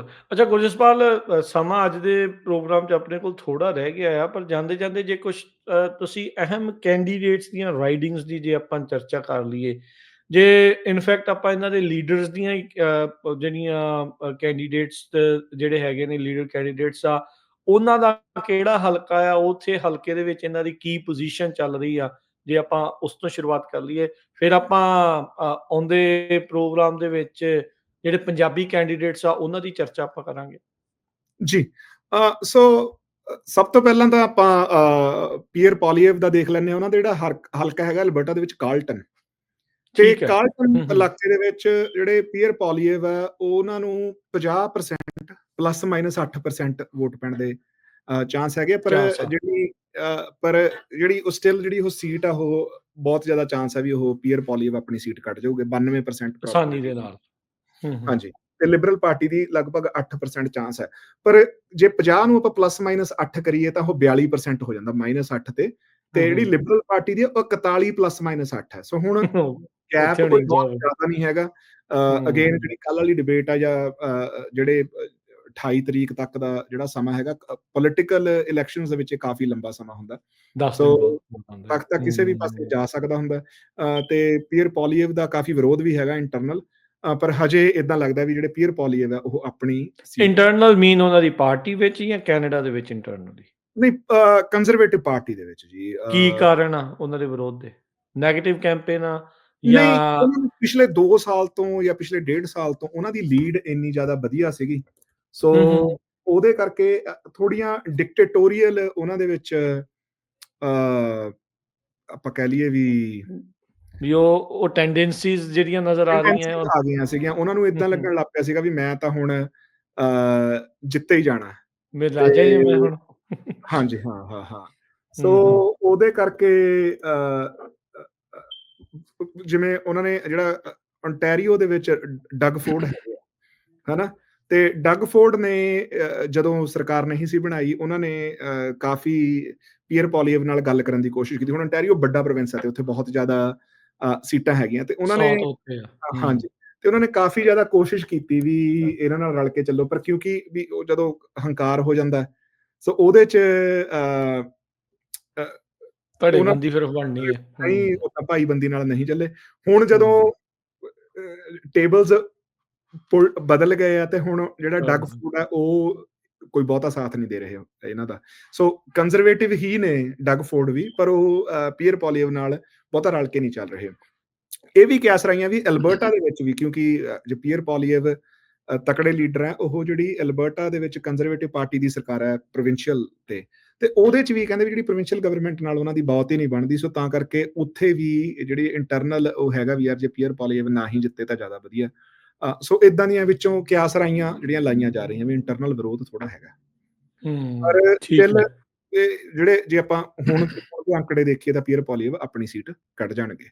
ਕੱਢ ਅ, ਜਾਣਗੇ। ਬਰਨਵੀ ਸੈਂਟਰਲ ਤੋਂ ਜਗਮੀਤ ਸਿੰਘ ਜਿਹੜੇ ਕਿ ਐਨਡੀਪੀ ਦੇ ਲੀਡਰ ਆ, ਉਹਨਾਂ ਦੀ ਆਪਣੀ ਸੀਟ ਕੱਢਣੀ ਔਖੀ ਲੱਗ ਰਹੀ ਹੈ। ਓਹ ਰੀਅਲੀ? ਉਹ ਹਾਂਜੀ, ਹੂੰ। ਉਹ ਜਿਹੜੀ ਸੀਟ ਹੈ ਉਹ ਲਿਬਰਲ ਪਾਰਟੀ ਦੇ ਵੇਡ ਵੇ ਲਿਨ ਚੈਂਗ ਨੂੰ ਜਾ ਸਕਦੀ ਹੈ। ਸੋ ਜਿਹੜੇ ਇਸ ਵੇਲੇ ਦੇ ਉਹ ਹੈਗੇ ਆ, ਕਾਫੀ ਜ਼ਿਆਦਾ ਚਾਂਸਸ ਹੀ ਹੈ। 72% ਚਾਂਸ ਲਿਬਰਲ ਪਾਰਟੀ ਦੇ ਜਿੱਤਣ ਦੇ ਆ। ਹਾਲਾਂਕਿ ਫਰਕ ਬਹੁਤਾ ਨਹੀਂ ਹੈਗਾ, 87% ਵੋਟ ਲਿਬਰਲ ਪਾਰਟੀ ਨੂੰ ਹੈ ਤੇ ਐਨਡੀਪੀ ਨੂੰ 31% ਵੋਟ ਆ। ਸੋ ਜਗਮੀਤ ਸਿੰਘ ਸਟਿਲ ਕੈਚ ਕਰ ਸਕਦੇ, ਪਰ ਜੇ ਇਸ ਵੇਲੇ ਦੇ ਅੰਕੜੇ ਦੇਖੀਏ ਉਹਦੇ ਨਹੀਂ, ਪਰ ਵਿੱਚ 87 ਤੇ 31 'ਚ ਬਹੁਤ ਜ਼ਿਆਦਾ ਫਰਕ ਆ। 37 ਤੇ 31, ਮਾਫੀ ਚਾਹੁੰਦਾ 37 ਤੇ ਜੀ, 31, ਓਕੇ, ਓਕੇ, ਓਕੇ। 37 ਤੇ 31, ਠੀਕ ਹੈ, ਹਾਂਜੀ। ਹਾਂਜੀ, ਠੀਕ ਹੈ। ਸੋ ਹੋ ਸਕਦਾ ਉਹ ਕੈਚ ਕਰ ਜਾਣ, ਪਰ ਇਸ ਵੇਲੇ ਇਦਾਂ ਲੱਗ ਰਿਹਾ ਵੀ ਜਿਹੜੀ ਉਹ ਸੀਟ ਲਿਬਰਲ ਪਾਰਟੀ ਸ਼ਾਇਦ ਕੱਢ ਜਾਵੇ। ਠੀਕ ਹੈ। ਮਾਈਕ ਤੇ ਕਾਰਨੀ ਓਟਾਵਾ ਦੇ ਵਿੱਚੋਂ ਰਾਈਡ ਕਰ ਰਹੇ ਆ ਮਾਰਕ ਕਾਰਨੀ ਉੱਥੇ? ਹੈਗਾ ਜੀ ਨਿਪੀਆਨ ਤੋਂ, ਜਿੱਥੋਂ ਚੰਦਰ ਹੂੰ, ਆਰਿਆ ਹੂੰ। ਨੂੰ ਹਟਾਇਆ ਗਿਆ। ਹੂੰ, ਹੂੰ, ਹੂੰ, ਹੂੰ, ਹੂੰ, ਉਹ ਹੂੰ। ਜਿਹੜੀ ਚੰਦਰ ਆਰਿਆ ਦੀ ਸੀਟ ਸੀਗੀ, ਚੰਦਰ ਆਰਿਆ ਨੂੰ ਜਦੋਂ ਲਿਬਰਲ ਉਹ ਪਾਰਟੀ ਤੋਂ ਚੰਦਰੇ ਨੇ ਕੰਮ ਹੀ ਚੰਦਰੇ ਕੀਤੇ ਤੇ ਫਿਰ ਉਹਨੂੰ ਤੋਰਨਾ ਹੀ ਪਿਆ। ਸੋ ਮਾਰਕ ਕਾਰਨੀ ਦੀ ਜਿਹੜੀ ਸੀਟ ਆ ਉਹ ਕਾਫੀ ਸੇਫ ਲੱਗ ਰਹੀ ਹੈ, ਉਹ ਲਗਭਗ 100% ਚਾਂਸ ਹੈ ਉਹਨਾਂ ਦਾ, ਉਹਨਾਂ ਕੋਲੇ ਅੱਛਾ 57 ਏਦਾਂ ਹੋਇਆ ਕਦੀ ਇੱਥੇ ਕੈਨੇਡਾ ਦੇ ਇਤਿਹਾਸ 'ਚ ਨੈਸ਼ਨਲ ਪਾਰਟੀ ਲੀਡਰ ਆਪਣੀ ਰਾਈਡਿੰਗ ਹਾਰ ਗਿਆ ਤੇ ਪਾਰਟੀ ਜਿੱਤ ਗਈ? ਮੇਰੇ ਖਿਆਲ ਦੇ ਵਿੱਚ ਨਹੀਂ ਜੀ ਹੈ। ਠੀਕ ਹੈ। ਪਰ ਜਦੋਂ ਜਗਮੀਤ ਸਿੰਘ ਐਨਡੀਪੀ ਪਾਰਟੀ ਦੇ ਲੀਡਰ ਬਣਿਆ ਤਾਂ ਉਹ ਆਪ ਐਮਪੀ ਨਹੀਂ ਸੀਗੇ। ਉਹ ਹੂੰ, ਐਨਡੀਪੀ ਹੂੰ, ਹੂੰ। ਲੀਡਰ ਬਣਨ ਤੋਂ ਜਿੱਦਾਂ ਬਾਅਦ ਹੁਣ ਕਾਰਨੀ ਵੀ ਹੁਣ ਲੀਡਰ ਬਣਿਆ ਤੇ ਐਮਪੀ ਨਹੀਂ ਹੈ। ਹੂੰ, ਵੀ ਹੂੰ, ਉਹ, ਹੂੰ। ਪਰ ਮੇਰੇ ਖਿਆਲ ਦੇ ਵਿੱਚ ਏਦਾਂ ਵੀ ਮੈਂ ਸਾਰੀ ਹਿਸਟਰੀ ਤਾਂ ਕੈਨੇਡਾ ਦੀ ਇਲੈਕਸ਼ਨ ਦੀ ਨਹੀਂ ਪੜ੍ਹੀ, ਪਰ ਮੇਰੀ ਨਹੀਂ ਨੌਲੇਜ ਦੇ ਵਿੱਚ ਪੜੀ। ਤਾਂ ਨਹੀਂ ਹੈ। ਹੋ ਸਕਦਾ ਹੋਇਆ ਹੋਵੇ। ਹੂੰ, ਠੀਕ ਹੈ। ਅੱਛਾ ਤੇ ਜਿਹੜੇ ਬਲਾਕ ਕਿਊਬੈਕ ਵਾਲੇ ਆ, ਉਹ ਵੀ ਆਸਾਨੀ ਨਾਲ ਜਿੱਤਦੇ ਨਜ਼ਰ ਆ ਰਹੇ ਆਪਣੀ ਉੱਥੇ? ਜੀ, ਜੀ, ਜੀ, ਉਹਨਾਂ ਦੀ ਤਾਂ ਬਹੁਤ ਸੇਫ ਨੇ ਜੀ ਸੀਟ। ਹੂੰ, ਹੂੰ, ਹੂੰ, ਹੂੰ। ਠੀਕ ਹੈ ਜੀ।